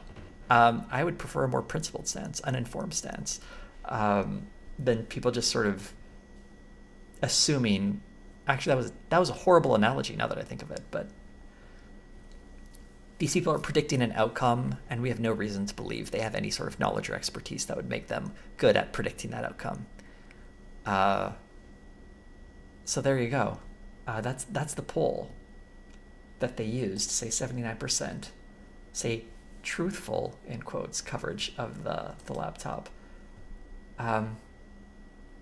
What does truthful mean here too is another interesting thing.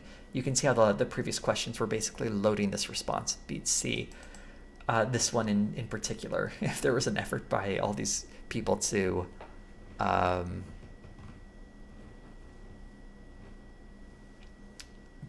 sort of create a false version of reality. If you buy into the fact that a false version of reality was created, then yeah, you would believe that things would be different if people saw the truth. Anyway, I feel like I talked myself into a bit of a pretzel there. I hope that all made sense. Let's move on to the next clip.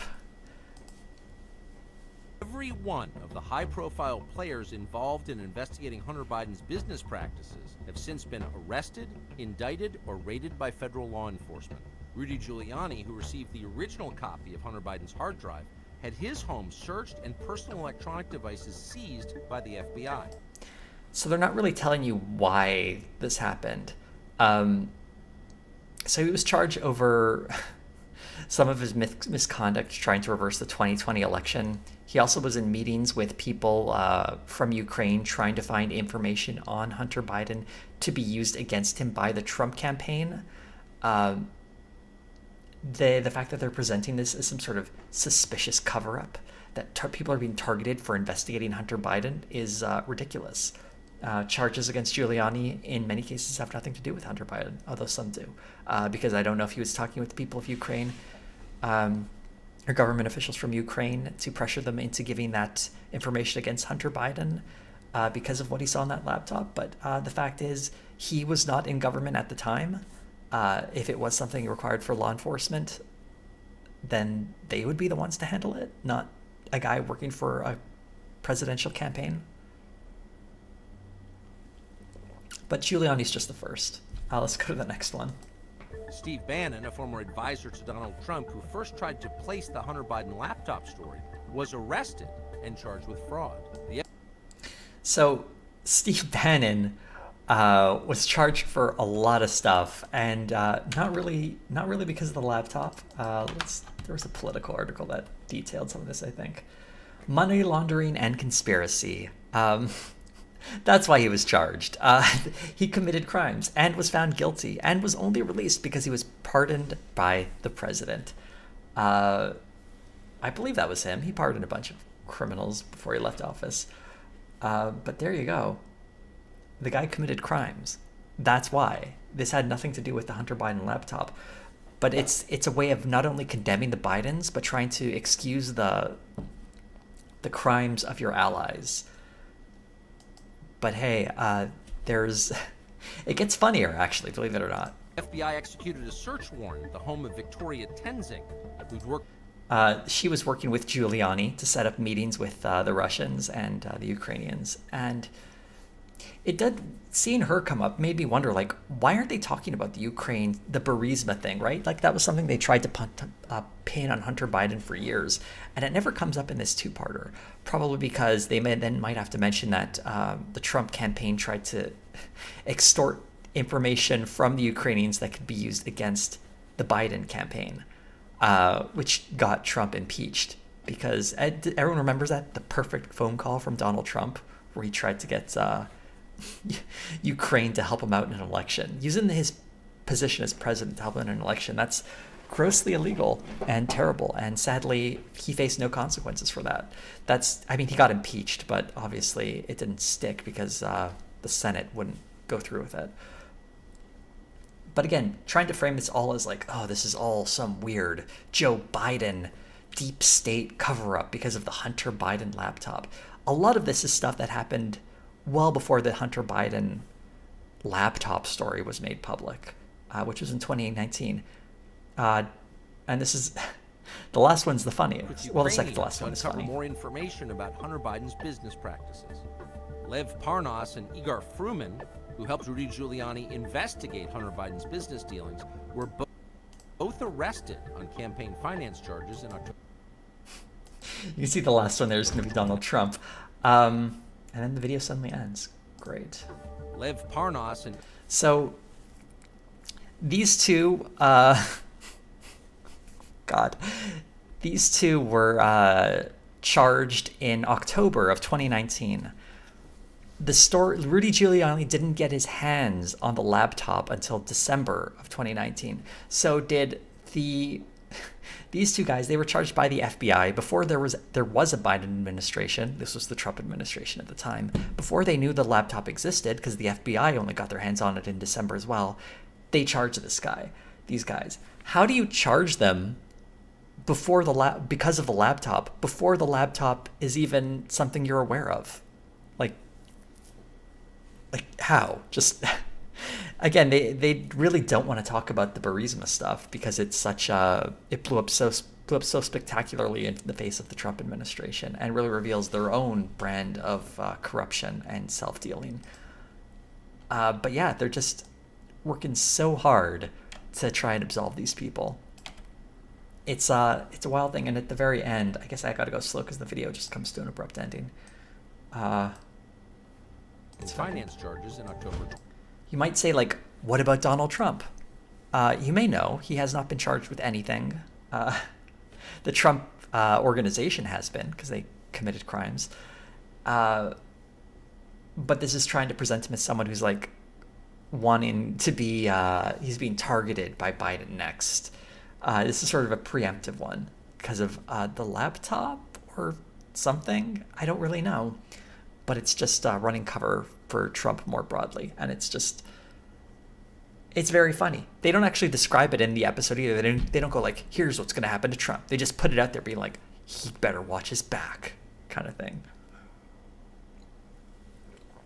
Sorry, just taking a moment to drink a little because my throat is feeling pretty tender. What else did I want to say about this? And there was, I don't have a clip of it, but it ended saying that Hunter Biden has not been convicted of any crimes. I think he was charged for tax evasion or something recently, or he might be charged for that kind of thing. Like, he's not immune to any of that because he didn't pay his taxes, and that was something that, like, a genuine crime that came out of that Hunter Biden story was like he didn't pay his taxes. But God, it's small potatoes, isn't it? And yeah, it's just a nothing two-parter. It was kind of hard to watch, and it probably wouldn't have even fit into my video because it's just a political hatchet job. Something that in some ways is not terribly on brand for Tucker. He usually does more cultural stuff rather than direct political. The hatchet jobs are a little more finessed. This just reads like boring Fox News 101 kind of stuff, right? It's doesn't have that sort of Tucker Carlson spice where you drop in some like white supremacy and I mean, it does still like splice in salacious video of like Hunter Biden doing drugs and hanging out with prostitutes, but it doesn't quite hit the same as like footage of, there was footage of one person their body being dragged down a river by a crocodile. That was really gross to see. They used that multiple times in that border video. Also, the name Biden Inc. is stolen. That actually comes from this political story, which came out before the Hunter Biden story and actually is a better example of corruption in the Biden family. But even then, it's like there's a really crucial line in it that kind of sums up everything. Where is it? So there's no evidence that Joe Biden used his power inappropriately or took action to benefit his relatives with respect to these ventures. Interviews, court records, government filings, and news reports, however, reveal that some members of the Biden family have consistently mixed business and politics over nearly half a century, moving from one business to the next as Joe's stature in Washington grew. Yeah, like I was saying earlier, it just seems that Biden's family is exploiting the fact that he's a politician to make money, which, that sucks. But it's, again, a thing that, there was another quote here that really sums it up too. Listen, his name helps get him why can't I highlight? His name helps him get in the door, and it doesn't help him get business. Hill International's founder, Irvin Richter, told Fox Business Network of James, people who have important names tend to get in the door easier, but it doesn't mean success. If he had the name Obama, he would get in the door easier. Which, that's the problem, right? People trade on their names to make money. Sadly, commonplace thing among politicians. But the way it's presented is if this is some sort of deep, nefarious crime family doing stuff. It's ridiculous, and it's being used to accrue power for a specific political party, not some genuine concern over corruption. And that's why whenever you hear a politician talking about corruption, it's worth being skeptical, because they're probably corrupt themselves, and they probably mean the corruption of their political opponents. It's just a tool to accrue more power in politics. And there we go. We're at the end of the Tucker Carlson Originals Odyssey. But this stream we can still go on and talk about some other stuff. This took, just coming up on just shy of 2 hours. And there's some other stuff we can talk about. But maybe, I don't know, how's everyone doing in the chat? How are you all feeling today? Maybe we'll take a few minutes to catch our breath before we move on to the next thing. Any deep, burning feelings about what we all just witnessed? Let's talk about Andor. I just finished Andor last week, actually. It was pretty good. I don't think I loved it the way other people loved it, but it was a good show. There's that biting commentary you all came here. Someone say you just got here. I mean, I'm good to stream for a little bit while longer. I'm just this was all I had prepared for Tucker Carlson Originals. I can like no, I can't play actual episodes from there. That would be bad. I would get in trouble for that. I don't have any other clips I can yank, but and the thing is, I part of me wishes I could pull out the episodes and just like scan around looking for clips, because that would help, because there's other stuff I would love to talk about as well. But I'm so worried about getting like a random clip of a person getting shot in the face, which happens multiple times in these episodes, that it would get me in trouble. So I can't do that. I have to make sure I've pulled the clips ahead of time. Otherwise, yeah, it's real bad, you guys. It's got a lot of shocking material. Oh, I know what I can talk about. The person behind these programs, one of the editors, is a dude named Scooter Downey. You know, Scooter Downey. If you don't know him, he worked with Mike Cernovich. I think was the first major figure he produced content for. But he also did that Lauren Southern video on the propaganda thing. Actually, I did a video on that. I should probably go to YouTube.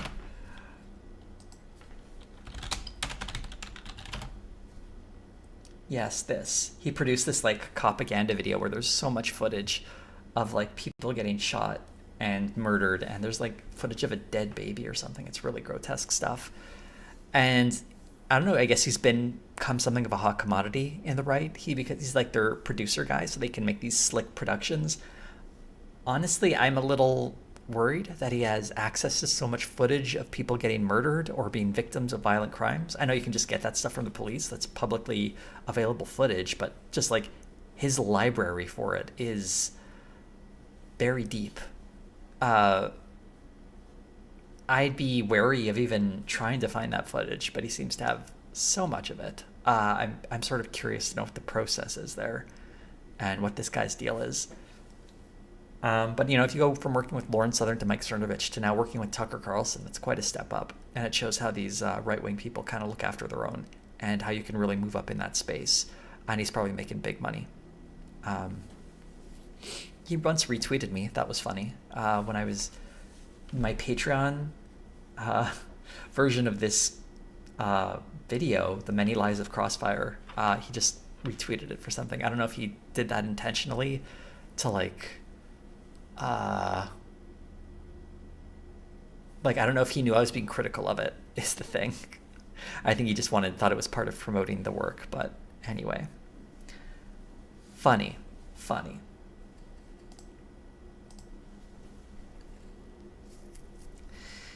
Whew, okay. Let me consult my list of things to talk about on stream.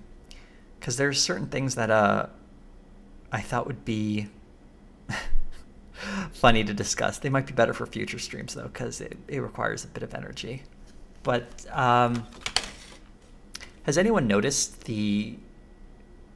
I don't know, that's dumb. What do you all want to talk about? Let's put this in your hands. What has some of the... I'm not sure what you're asking there. What has some of the responses to your videos? Responses from the people I've talked about in my videos been? Generally silence.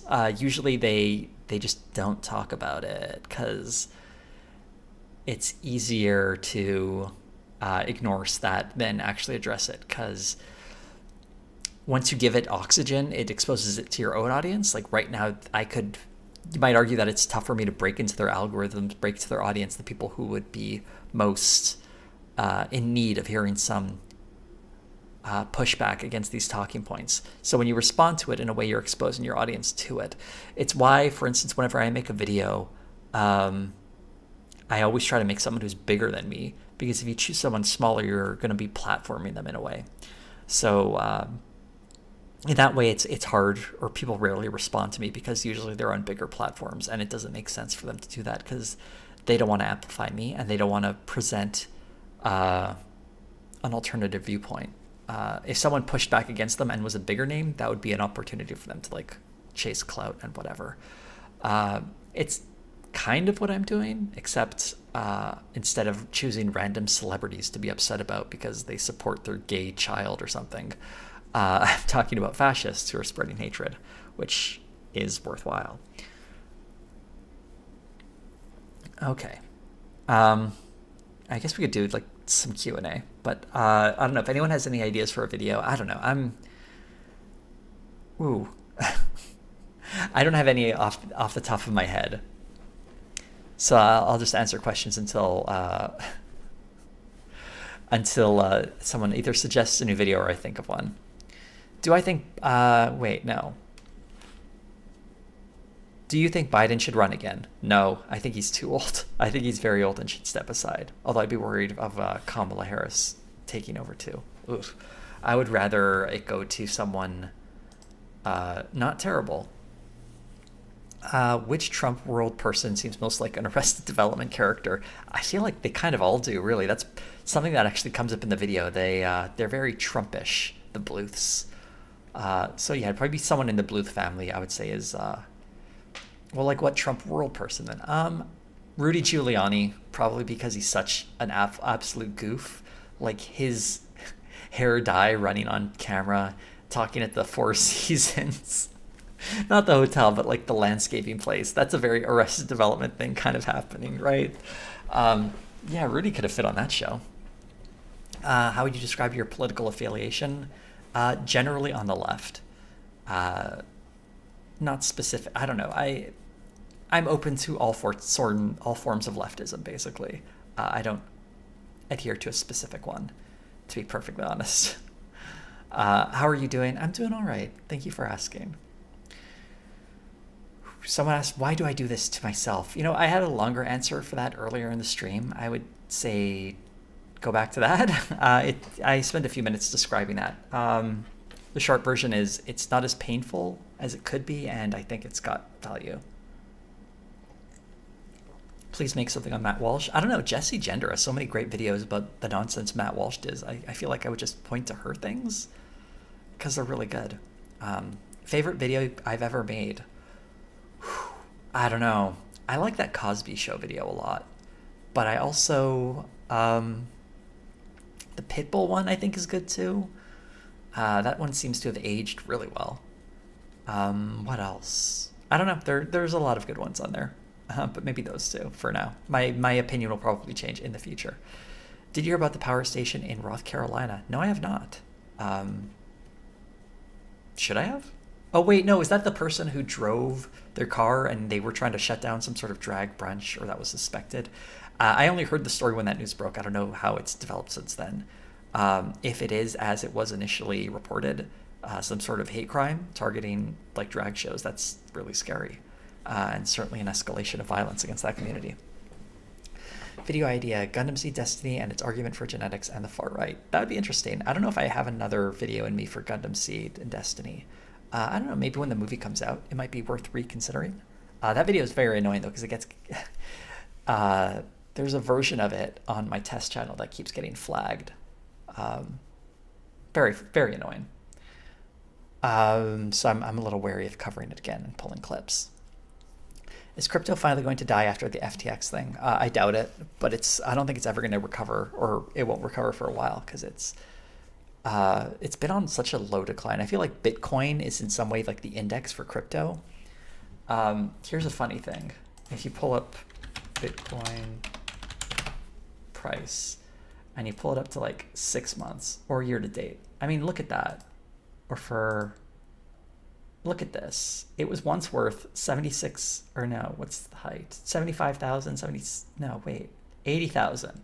Now it's worth 22. And that's over the space of less than a year, or no, about a year. Something that loses 3/4 of its value, or nearly 3/4 of its value in a year is not a safe investment. That's very volatile. And I loved, like, during the whole time, I bet you could find tweets of this too. People saying like, time to buy the dip for all of these dips. And for all the dips people might have bought in, they would have lost so much money. It just keeps going down. And anyway, it's very funny to me.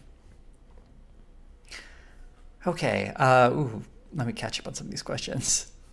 What do you make of Musk's situation with Twitter? Because he is in a situation. It's very funny to me.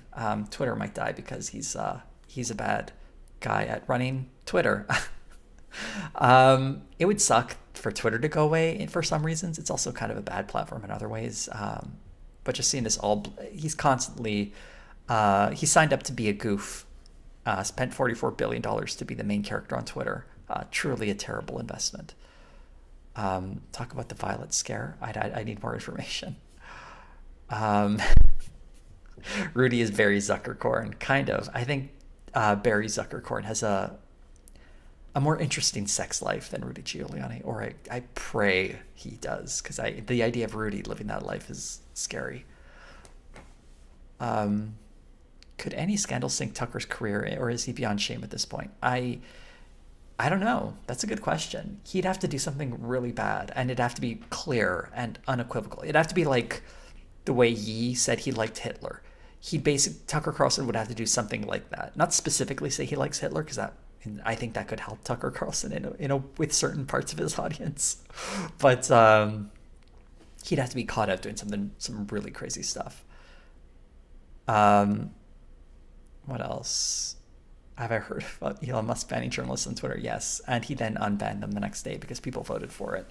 Because they were like talking about his private plane coordinates, like just silly stuff. Do I have any conservative family? How do they feel about your videos? They don't know about them. I do have conservative family members. They know my politics. I just don't talk about it with them. No interest in those arguments. And they're conservative in Canada too, so there's certain things they'd probably agree with anyway. Also, my family loves me regardless. Which is, a nice thing to have. As far as I know anyway. Maybe some members of my family secretly hate me. That'd be funny to find out. I don't know. Is it weird to laugh at that? Probably. Let me just ponder that while I get a drink.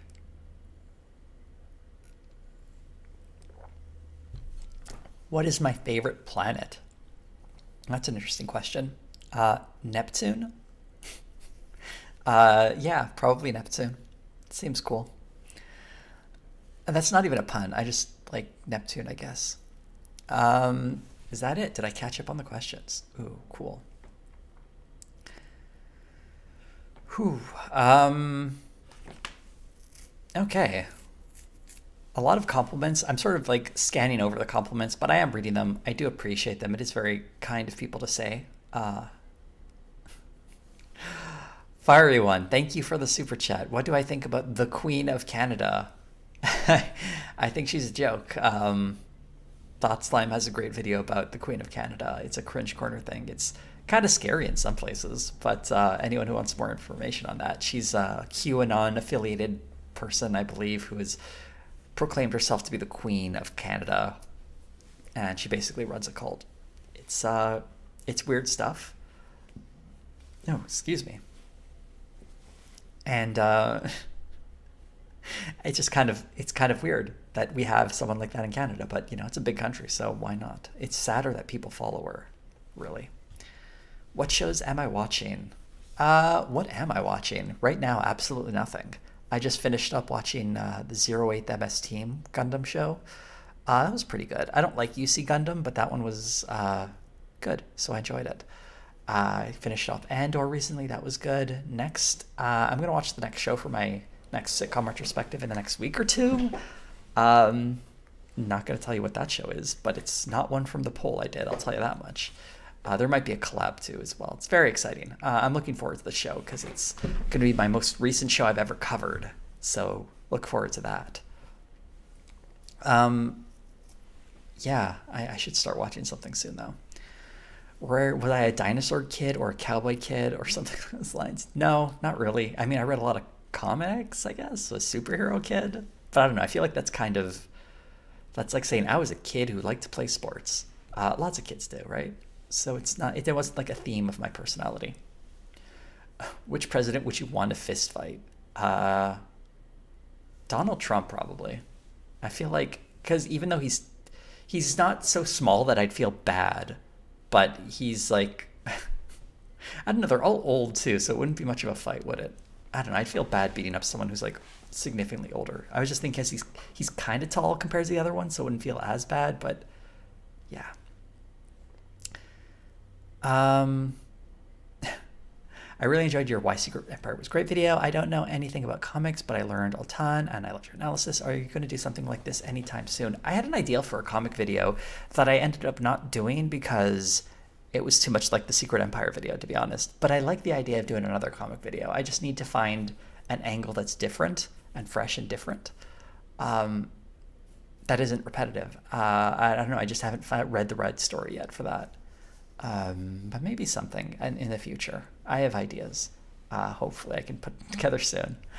Netflix or HBO shows. I don't play those games. I'll watch whatever on whatever platform. I do subscribe to Netflix, but not HBO Max for whatever that's worth. But then again, there is no HBO Max anymore, is there? It's getting folded in Discovery, I guess. And yes, someone asked, you're Canadian? Yes. Yes. Favorite Gundam character? Okay. Here's some controversy. Kira Yamato is my favorite Gundam character. Why not, right? He's so good all the time. I just loved his arc in the first Gundam Seed. It was just this guy who hated fighting, being dragged into it to help his friends and having emotional breakdowns and being used by a woman who is basically a bigot. It's just, what a great character. It was sad that his journey was over 15 episodes before the series ended, and we just had to see him be awesome for 15 episodes. But I don't know, I felt like he earned it in a sense too. And I am watching the new Gundam, The Witch from Mercury. I've only watched the first 3 episodes because I decided I want for the first half to be done before I watch. I might wait until both halves are done before watching any of it, but I'll get to it eventually. I do really like it though. What are some other anime I really like? I'm looking forward to the new season of Vinland Saga. That's a great series. I feel like I answered this question a lot. There's some other. Cowboy Bebop's one of the all-time greats. Watched a ton of Dragon Ball when I was a kid. Anything by actually Watanabe is usually pretty good. Like The Kids on the Slope was good. Carol and Tuesday was good.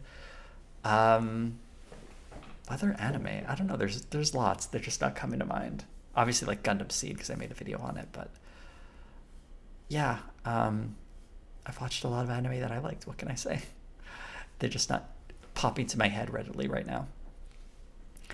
I have seen My Name is Earl. That would be something I'd like to do in the future. It's not going to be my next video, but at some point I'd like to do My Name is Earl as a retrospective. Could I pull up the Trump NFTs? Sure, I can pull that up. Aren't these dumb? Don't these look silly? That's all my analysis, really. He sold all of them, right? $100 a pop, and there were like 45,000 of them. So he made like $500,000 off these things. I think the sad thing is there are actually like 20 different versions of each one, and they're randomly given out. So you could potentially get doubles of them. Isn't that awful? Like, imagine buying one and then getting another one that's exactly like the same. Oof, rough. No, I'm not doing a Big Bang Theory video. No. Probably never will. Or never say never, but highly unlikely. Favorite game I've played recently? I've actually played quite a few games recently.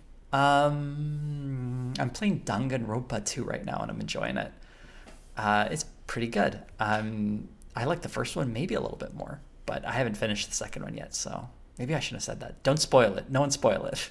I'm nearly done. I'm on the 6th chapter, so I think I'm nearly done. Have I seen Pantheon? No, I haven't. I don't even know what that's about. I'm not going to make a video on the Elon Musk Twitter stuff. That's highly unlikely.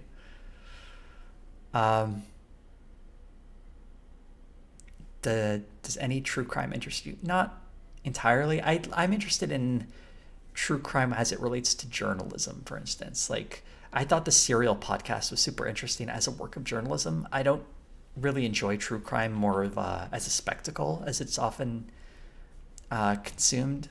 I don't know, especially if it's like a current story with actual victims and their families. It just, I don't like it being presented as a type of entertainment. I think it's worthwhile as like a news item, but there's a culture around it that I find a bit worrying, you know? Not that everyone who consumes true crime is a bad person or anything. It's just the way it's presented. I mean, this has historically always been true. It doesn't always sit well with me, I guess. You ever watch Dexter? I did watch Dexter. That was good for a few seasons, wasn't it? I actually thought the last season was decent. Could have been put together a little better, but made up for what the last 5 seasons being bad. Or was it 4? The Trinity Killer season was the last good one. I've seen Paranoia Agent. Person suggesting I do that. Would I be interested in doing a non-seed Gundam video? Sure. I might even do one for The Witch from Mercury. If my thoughts on it after it ends, we'll see. I don't know who Andrew Callan of Channel 5 is, so I can't really comment on that. Oh, Iron-Blooded Orphans, that was a good one too. Thanks for mentioning that. I haven't seen Odd Taxi, but it's been very much recommended. And I should watch G Gundam at some point. Favorite Dragon Ball saga / villain? The answer to both is Frieza. Ooh, Frieza. He's so bad. He's so evil, and I just love it. And I have people make jokes about that last fight lasting forever, but it was kind of meant to be the end of the series, so it seemed like a good finale. Lots of good stuff came after, though, but man, Frieza. He was so evil. I just love how he was so unequivocally bad. And I like how this show is now trying to like rehab him, maybe, except maybe not. They're sort of really testing the idea of turning an enemy into an ally, because Dragon Ball's rehabbed some pretty bad people. Piccolo was terrible when he first showed up, and so was Vegeta, but they're trying to turn him around. Interesting. Okay, next question. Dangan eats all of the Rumpus. Wait until I play Danganronpa 3. I mean, I have a collection of all 3 of those games, plus that weird like board game or something. I'll get to 3 at some point. I took a few months in between playing 1 and 2. It'll be interesting to see what happens there. Chiaki is best girl. Yeah, well, I feel like I know where that story is going. Have I ever borrowed something and then accidentally never given it back? Yes, I'm sure I have. One thing that comes to mind is once time my friend let me borrow his Bomberman game for a long time. I tried to give it back to him eventually, but he didn't want it back. He said I could just have it, which was weird, because it was a video game, and I was like 12. And what 12-year-old gives another 12-year-old a video game? I think he just didn't want it because it was not so great. I don't know. It's Bomberman games. They're all kind of the same. Whew, okay, getting a little closer to the end there. Have you seen the anime Trigun, and what do you think of it? I have not. Oh, I've seen it, but it's been years. I barely remember it. I just remember really liking Wolfwood because he had that giant. Let's get a picture of Wolfwood. Yeah, this guy. I just thought it was so cool. He had this like giant cross that was made out of just guns everywhere. That's a very anime thing, isn't it?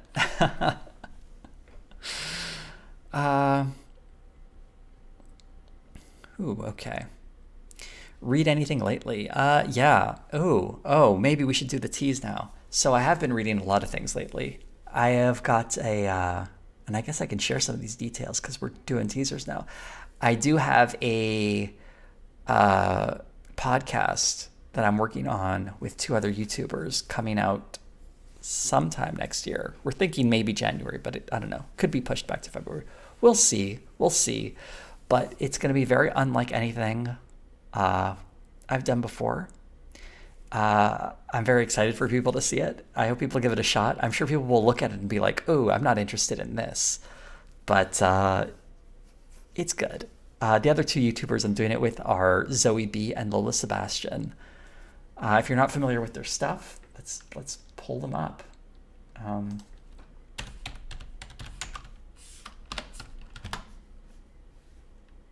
so you know who to follow. I mean, Zoe B, I did a collab with her, right, on conservative kids books. She doesn't need your subs, but give them to her anyway. And Lola Sebastian, underrated, but also excellent. Her last video is about James Franco and his like attack on literature. Wait, did Zoe have a video recent? Yes, this one, Something Has to Change.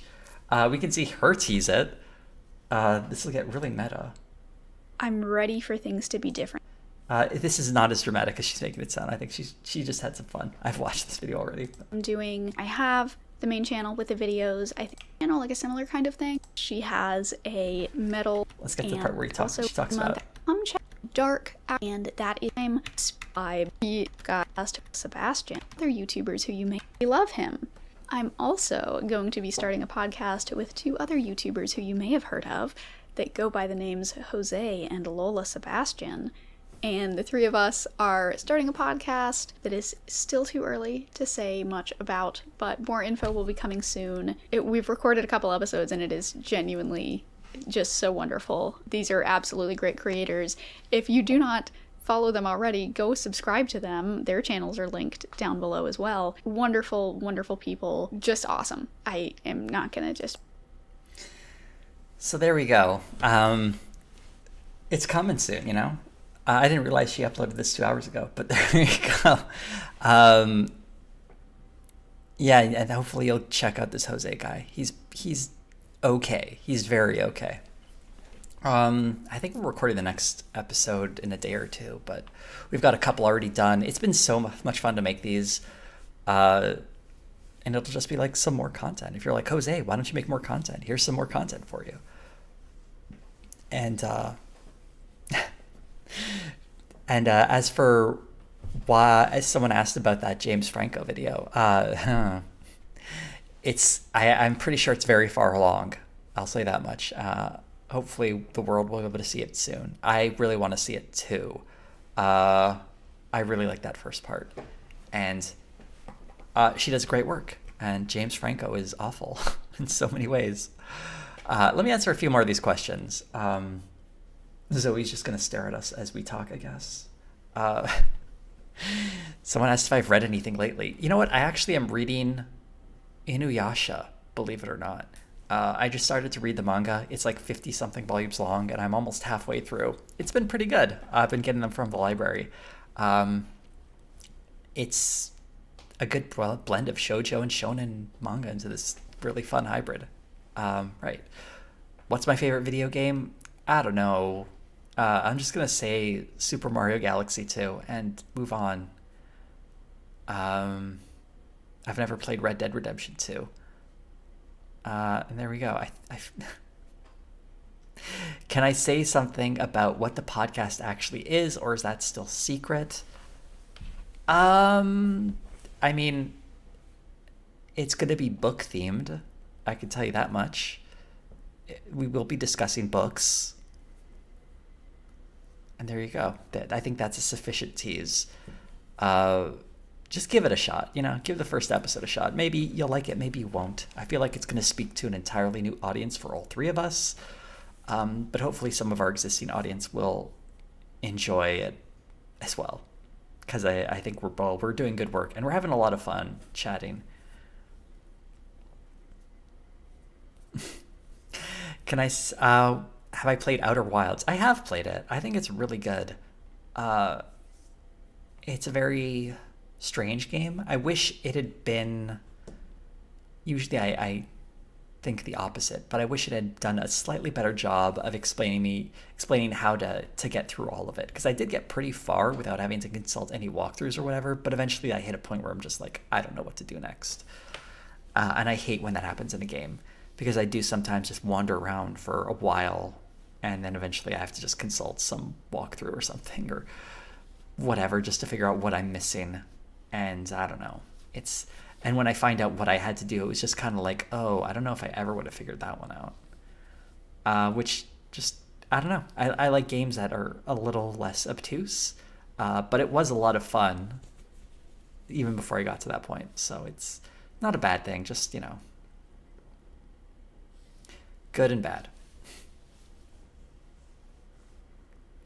All right. Any more questions? I feel like this... I still have energy to do this stream. Don't play Castlevania games. I love Castlevania games. It's a shame they don't make them anymore, but I know what you mean. There's some like dumb things you have to do to get like the true endings. Best movie I saw this year? Ugh, I don't know. I don't watch a ton of movies. I don't think I'm a good person to ask for that. Any Canadian TV that you want to expose us to? You know what I would love to do a video on? The show Made in Canada. Do they have any of it on YouTube? We're not going to watch an episode or anything, but it's about... and it's only the first season too. That was not good. The first season's pretty rough. Well, there's some season 2. It's on CBC streaming service, I think. It's about TV production in Canada, and it's just very funny. It's made by Rick Mercer, who's a comedian here. He's all right. He's got some good and bad.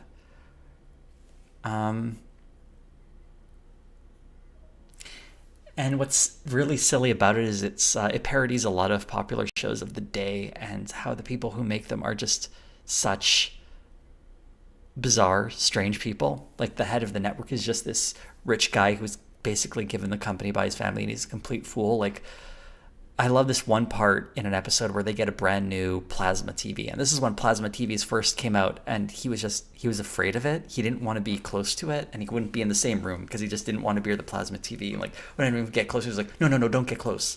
It's plasma. Like he just didn't know what it meant. And like he's a child. And then he'll just drop some like random statement that just reveal he lives such a bizarre life. Well, someone will be like, at some point someone mentioned a threesome and then he just out of nowhere goes like, threesomes are overrated. The novelty really wears off. And it's just like, what life is this guy living? Just this bizarre rich guy. The actor who played him, I always forget his name, but he was on Seinfeld. He played Lloyd Braun. Let's actually pull it up somewhere else. Was it Lloyd Braun or was he someone else? Because there were multiple people who played that guy. Yeah, because he was the first Lloyd Braun. The guy on the left here, Peter Callahan. Yeah, he's very funny. He's a Canadian actor. He's in a lot of Canadian stuff, but didn't really break through into American stuff too much, aside from obviously being on Seinfeld. He was in Cheers at some point. Who did he play on Cheers? I feel like I should know that because I watched Cheers. But there you go. And most obscure bit of Canadian culture Americans wouldn't get. I don't know. I feel like there's nothing too obscure about Canada. I've not watched Corner Gas. I think I watched an episode or two and it just didn't click for me. So not a huge fan. I haven't watched too many Canadian shows recently that I thought were too great. I mean, Schitt's Creek was pretty good. They actually filmed that. I shouldn't say specifically who, but someone in my family was born in the hometown the small town where they filmed that series. Small town called Orangeville here in Ontario. Pretty close to Toronto. Well, like an hour or two away. I've ever thought about doing a King of the Hill retrospective. You know, King of the Hill comes up a lot. It's something I would like to do. I don't know if I could put together a video that big, and I feel like there are a ton of King of the Hill videos already. It'd be one of those like really big undertakings for me too, because it's like 11 or 12 seasons. Whew, it's a lot to watch. And there's so much to say about King of the Hill. But yeah, I mean, I'm open to it, but I feel like it's been done. Like the only reason I think the Arrested Development video came together as well as it did is because I managed to find an angle on it that was a bit different. And I don't want to do a video unless I can at least try to do something unique, something different, some kind of spin. But hey, questions. Do we got any more? So anyone wondering about the Tucker Carlson originals, we've actually covered that already. It was good 2 hours of content. You can like go back in the stream and watch it. But I'm kind of tapped out on what to say about that, because, aside from pulling more clips, which I can't really do because a lot of the clips have footage of murders and dead bodies. So I can't pull them up willy-nilly without risking some serious violations on content here on YouTube. Which, to be fair, is a good guideline. Saying you can't put like murders on YouTube, I think, is a good thing. Has anyone said Boondocks? I guess you meant as a retrospective. You know what? I'm thinking of doing a poll for my next retrospective that exclusively is about non-white people. Because I feel like almost every show I've covered has been sort of just primarily about white people, and it's kind of exhausting. And I feel like there's a lot of good shows that are being overlooked because of that. I know the history of TV sitcoms and TV shows is just like white people and their stories, but it gets a little tiresome. It gets a little tiresome and repetitive. So maybe I'll have like a poll like that in the future to sort of twist the results. I don't have any King of the Hill videos I would recommend. Or at least none that come to mind immediately. There are probably some good ones out there. I don't know. I could just put it into YouTube, but who knows what'll pop up. Watch one of those YouTube poops for King of the Hill. Those are pretty good. Have I seen Code Geass? I did. I was not a huge fan, but Code Geass is interesting because it just seems like something made by a committee. It really, really feels like something that has every single element of an anime. It's like, we need to put in like robots. We need like a magical power person. We need ninjas. We need this. And it just, every little like cliche from an anime just got put into that series. And also Pizza Hut for some reason. It exists as a product in a way that I find interesting. But the actual series itself, I'm not super interested in. It's, I don't know, it's just kind of weird. It's a reflection, I think, of how capitalism has become a thing in Japan. The fact that they become like the United States of Japan at one point, like, wow. If it was aware of itself and was making this commentary deliberate, then it's a brilliant show, and I should be giving it more credit. But I don't think so. I think that's more my reading of it than anything that was done deliberately, which I think is still valid. I just don't know if I want to put in the effort to analyze a show I didn't particularly enjoy watching the first time around. Did I ever watch 16? I don't know what that is. So no, I have not watched it. Yu-Gi-Oh! Is highly unlikely to be covered here. I've just never been a big Yu-Gi-Oh! Fan. I actually liked the manga for the first few volumes when the card game wasn't a thing, and it was just Yu-Gi playing these weird games that doled out ironic punishments. That was kind of cool and different, but then it just turned into the card game, and I don't know. I'm just not into the card game stuff in general. Oh, I think it's very funny that there was a whole series called Yu-Gi-Oh! GX about kids who went to school for card battling, like a school that teaches you how to play a card game. Okay, that's just the premise tickled me. I actually read some of it too, but it was just whatever, completely uninteresting to me. Have I seen RRR? No, I have heard about it, and I know there's a lot of stuff around it. It both is like, it has an interesting anti-colonial message, although I heard it in some ways it's a little, there's like some internal elements of India that it doesn't handle particularly well. I don't know, I read an article about it that was interesting, how it's kind of trying to revise Indian history and presenting a group of people that resisted British occupation as being these like almost primitive types of people who needed the other group to come help them, basically. It's got some nuance that is lost, unfortunately, and is kind of a revision of history. But that said, the anti-colonialism stuff is fun, because like that's always fun. And I think I don't know, I think there's a video waiting to be made about that movie. but it's probably best made by someone who's intimately familiar with Indian history and the struggle to get rid of British colonial rule. Started this. Oh, wow. Someone wants to know my opinion on Gundam Unicorn. If it's your favorite, I am glad you have that in your life and that you enjoy it. It was not my favorite. I wouldn't even put it in my top 5. Of the UC shows, I didn't like it as much as 08 MS Team, but I did like it more than the original Mobile Suit Gundam and Zeta Gundam.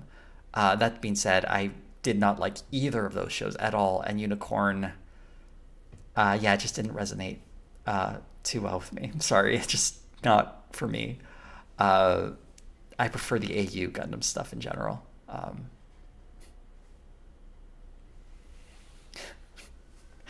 We won't get Code Geass or Yu-Gi-Oh, but a JoJo retrospective on only Part 5. I have not read or watched Part 5, but unlikely, but I don't know, that could be fun. JoJo's a fun series. I've only gotten up to Part 4, though. Although I didn't like Part 4 that much, to be honest. The sort of disjointed nature of it and like the little self-contained stories didn't grab me as much as Parts 1 through 3.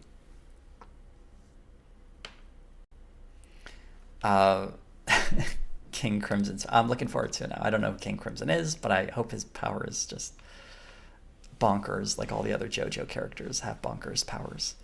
Opinion on My Little Pony. I have never watched it, and I find the brony fandom slightly alarming. I'm not a huge fan of My Little Pony, I guess. I don't know. If people can enjoy it, then whatever. Enjoy. Have a good time with your pony stuff. Please don't be weird near me, though. We agree that on 08, 00 is in the top 3 too, personally. See, I wouldn't put either of those in the top 3, but like 08, I'd probably put somewhere in the top 5, I guess.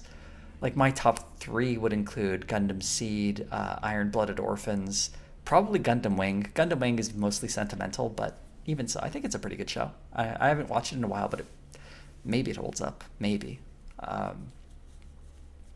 And 00's, yeah, it's all right. I guess, I don't know.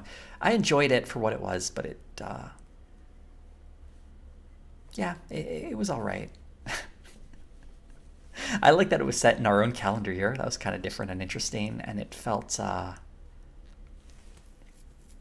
don't know. I feel like maybe I should rewatch 00 to get a better sense of it. I feel like Iron-Blooded Orphans was a show that didn't get enough, like people, I guess, loved it at the start and didn't like it. I think it says some interesting things about toxic masculinity and how it becomes so dominant in these spaces and the sort of way it shapes boys into men and just ruins their lives, basically. That was a good one. Now everyone's... someone asked if I've seen an anime called Kitty Grade. I've heard the name. I have not watched it. The premise doesn't even come to mind.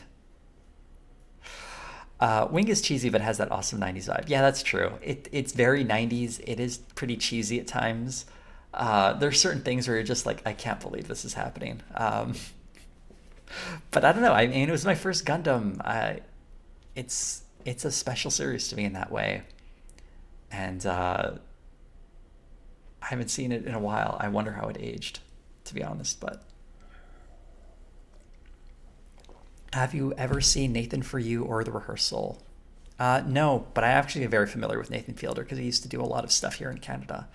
I believe he was on This Hour Is 22 Minutes, doing his like deadpan thing, and then he broke out and is huge. I'm really happy for him. It's nice to see. It's nice to see someone in Canada break out into the big time, otherwise known as the US. Good for him. Have I ever watched Legend of the Galactic Heroes? No, I haven't, although I'm very familiar with it. Someone saying, yes, the ending of Iron-Blooded Orphans had more to say than any other Gundam show. I think a lot of Gundam shows have things to say, but you're probably right. It made a very profound statement, or made a very daring statement, I should say, at the end, that other Gundam shows, I think, are a little too afraid to really go into. Gundam too often wants its heroes to remain clean and pure, but they're not. There's a fantasy about that. Gundam Wing even said something interesting about how soldiers are always held up as pure and innocent because people are trying to rationalize the impulse to go to war, and not and the fact that they're trying to disassociate the idea that they are putting people through hell and not just making them experience bad things, but turning them into people who have done bad things. Like it brutalizes the people. It turns them into brutes. And we should understand this not as a way of condemning people who go through war, but condemning a society that puts people into a war situation where that transforms them into well, like brutes, basically. Brutalization, that's what it's all about. So what I'm saying is Hiro should have died at the end of Gundam Wing. Or maybe not, I don't know. Him living is another thing too. Having to live with that trauma is an interesting idea. Okay. Convinced me to do a retrospective on the OG Sailor Moon. I tried watching the original Sailor Moon when I was younger, and it just, I don't know, I only saw the dub version, so maybe that was the problem. It just didn't resonate. Although one of my favorite memes is that tuxedo mask thing where he's like, my work is finished, and she's like, you didn't do anything though, and he just like swooshes his cape away. That's a high quality meme, a classic. Since everyone is talking about anime, would you ever make a video on Fullmetal Alchemist? I think that there are a lot of political issues you can get into. Oh man, I have had so many ideas for Fullmetal Alchemist videos. I would love to do an episode on Fullmetal Alchemist and fascism and militarism. Whoa, there's so much to say. So much to say. And a lot of the Fullmetal Alchemist videos I've seen have not really touched on those topics. It's like people just, I don't know, anime commentary on YouTube is a bit soft, I gotta say. It doesn't say much. It doesn't actually try to give any substantive critique. Like, I don't think my sitcom retrospectives are super deep or detailed. Well, they're detailed, but they aren't like really, they aren't incredibly unique perspectives. Like, my reads, I think, are pretty common. They're meant to be accessible. That's the idea. I want people to sort of develop readings of their own, and my readings, I think, provide a good framework, either in rejecting them or accepting them. It's something that I think is, a good stepping stone into deeper criticism. When I look at anime, it doesn't even like get to that level, that anime criticism on YouTube, and I think that's a problem. But then again, I'm also worried about copyright issues. I know certain Japanese companies can be a bit litigious and can aggressively police their content on this platform. So it just seems like a lot of work to go into making a video that ultimately would just get yanked on YouTube anyway. So it's tough. And yes, I have heard about the Legend of the Galactic Heroes. That's an old anime, isn't it? That's like an old Tatsunoko thing, I think. I don't know. It's been a while. The Star Blazers remake from the last decade, I have not seen that. I did see a bit of the original Star Blazers though. It was okay. But it's an old series. Okay. Let's say everyone's just sort of having, like, I don't know, you're all saying interesting stuff. It's just, it's tough when the chat is responding to different things. So it's not like a coherent story. It's about things I said differently. So I'm just need a moment here.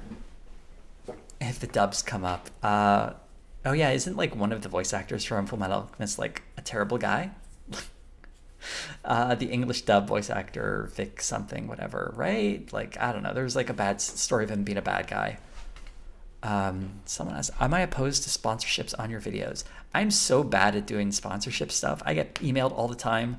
A lot of the times I'll respond and just be like, give me lots of money. And they'll just be like, no. And then I'm like, okay. And then I don't do them. Sometimes they're like, okay. And then like, all right, well, let's figure this out. And then we just never figure it out because I'm really bad at staying on top of emails. So there's no like, there's no principled stance. Well, there is a principled stance, and there are like sponsors who approach me and I'm just like, no, I'm not doing a sponsorship with you guys because I don't like your stuff. Or I'll say it more diplomatically, but that's basically what I mean. But I'm not against being paid big money to sponsor a product I actually like believe in and would endorse.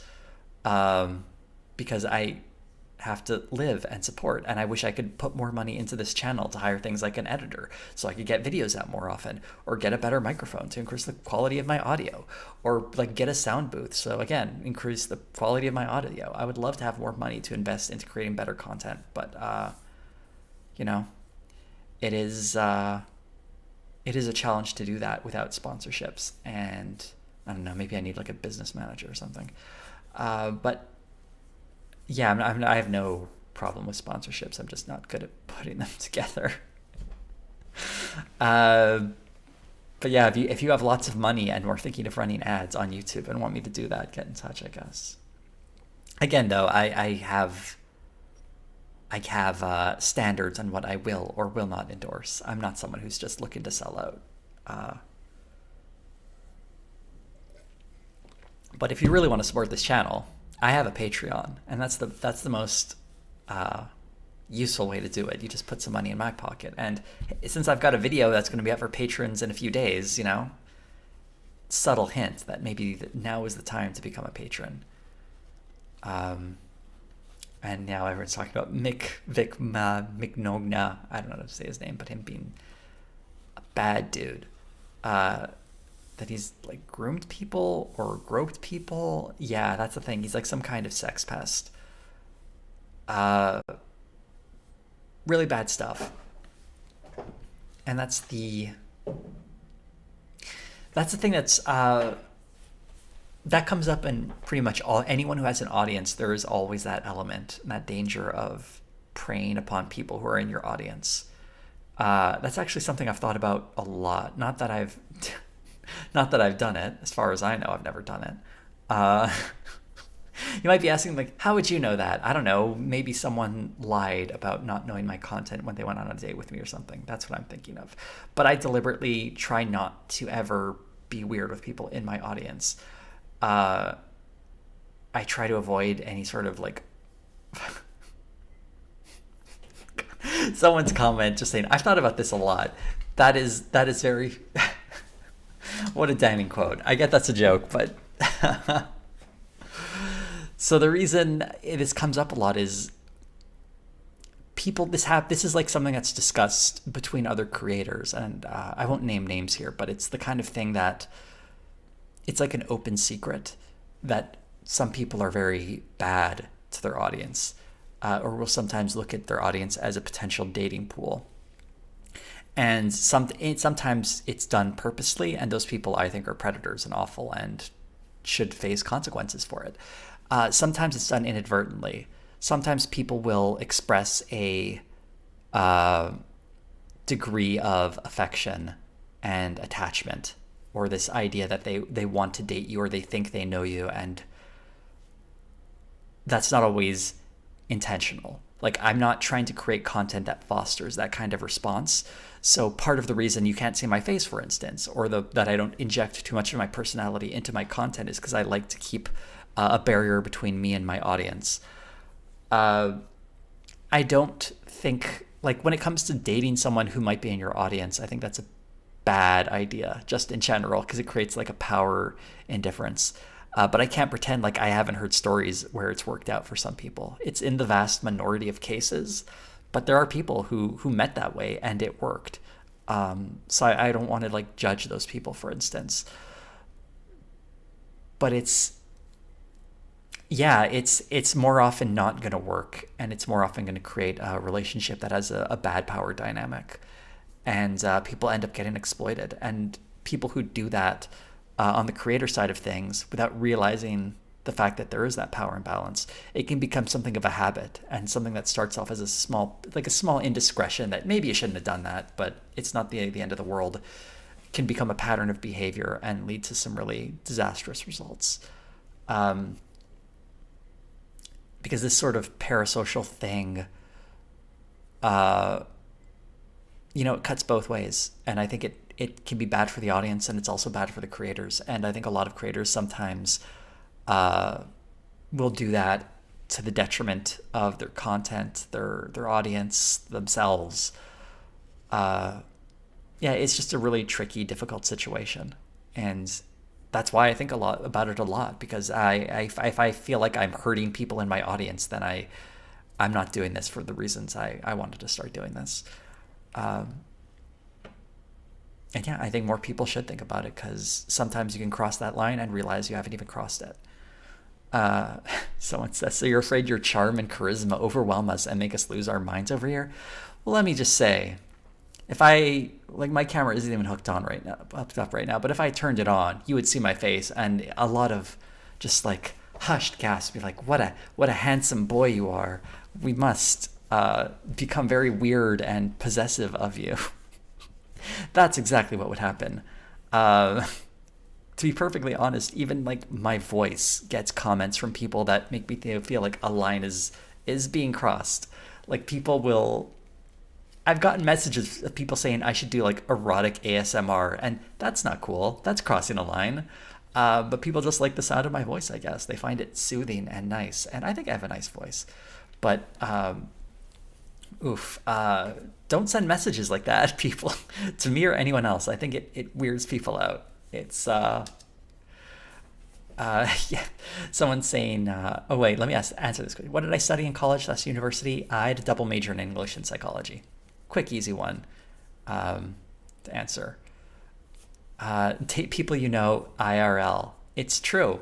In fact, when I date people in real life, I'm so hesitant to mention I have a YouTube channel. Even when I do, I don't even like telling them the name of it sometimes, because I'm worried they'll, like, the worst thing that ever happened to me on a date is when I sat down on someone for the first time and they mentioned they watched my content, and they're like, I feel like I know you. And I'm just like, no, you don't. You absolutely don't.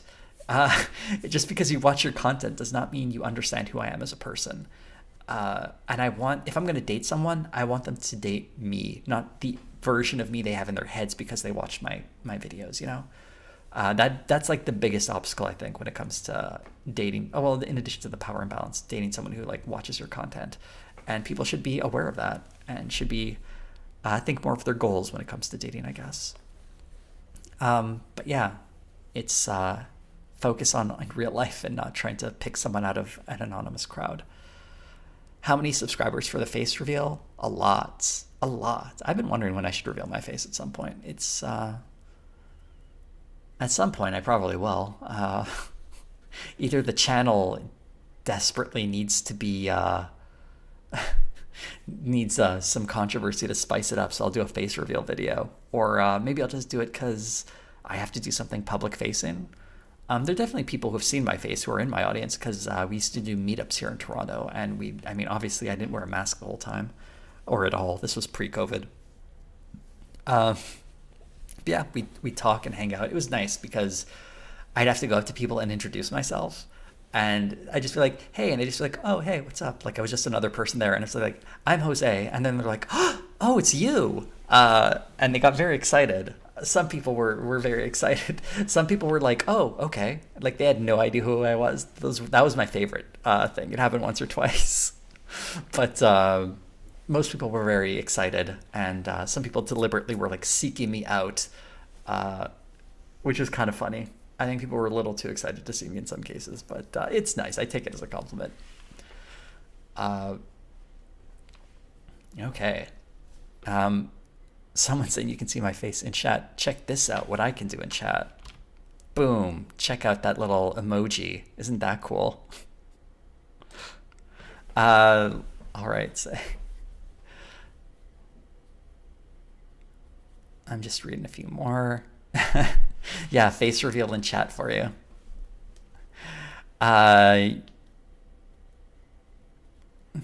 People should try and keep in mind that creators are almost always portraying a version of themselves that they want others to see who they actually are. That's true. It's an idealized version of self, in a sense. Some people say there's a face reveal for people. If you're a channel member, you get access to that emoticon or emoji or whatever you want. So I don't know what the command for it is. I entered it in like months ago, and I never told anyone. I was like, I should drop that in a stream at some point, and I've done several streams where I could do that. I just never really thought about it. But if you are a member and want to do that, that's an emoji you can put up there. I barely have any members though, which is kind of good. I'd rather people be patrons than YouTube members, because I get a bigger cut of Patreon membership than YouTube. membership, because YouTube takes big cuts of money. It's not great. Okay. What else are we going to talk about here on the stream? I feel like we're getting to getting a little late in the day. Does anyone have any questions or any like things we want to discuss? Because I took a big glass of tea that had a lot of caffeine, so I feel like I still have energy, even though my voice is a bit sore. But if you guys are tapped out, we can always call it here.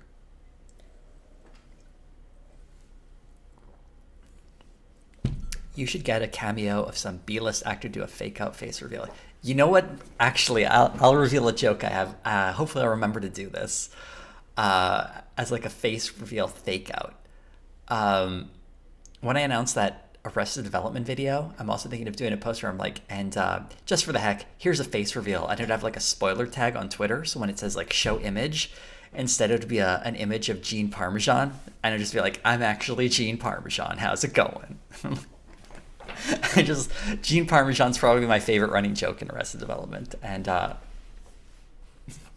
do people even know what that is? Unless you watch the show, maybe you don't, but maybe I can pull that up. Let's watch Gene Parmesan.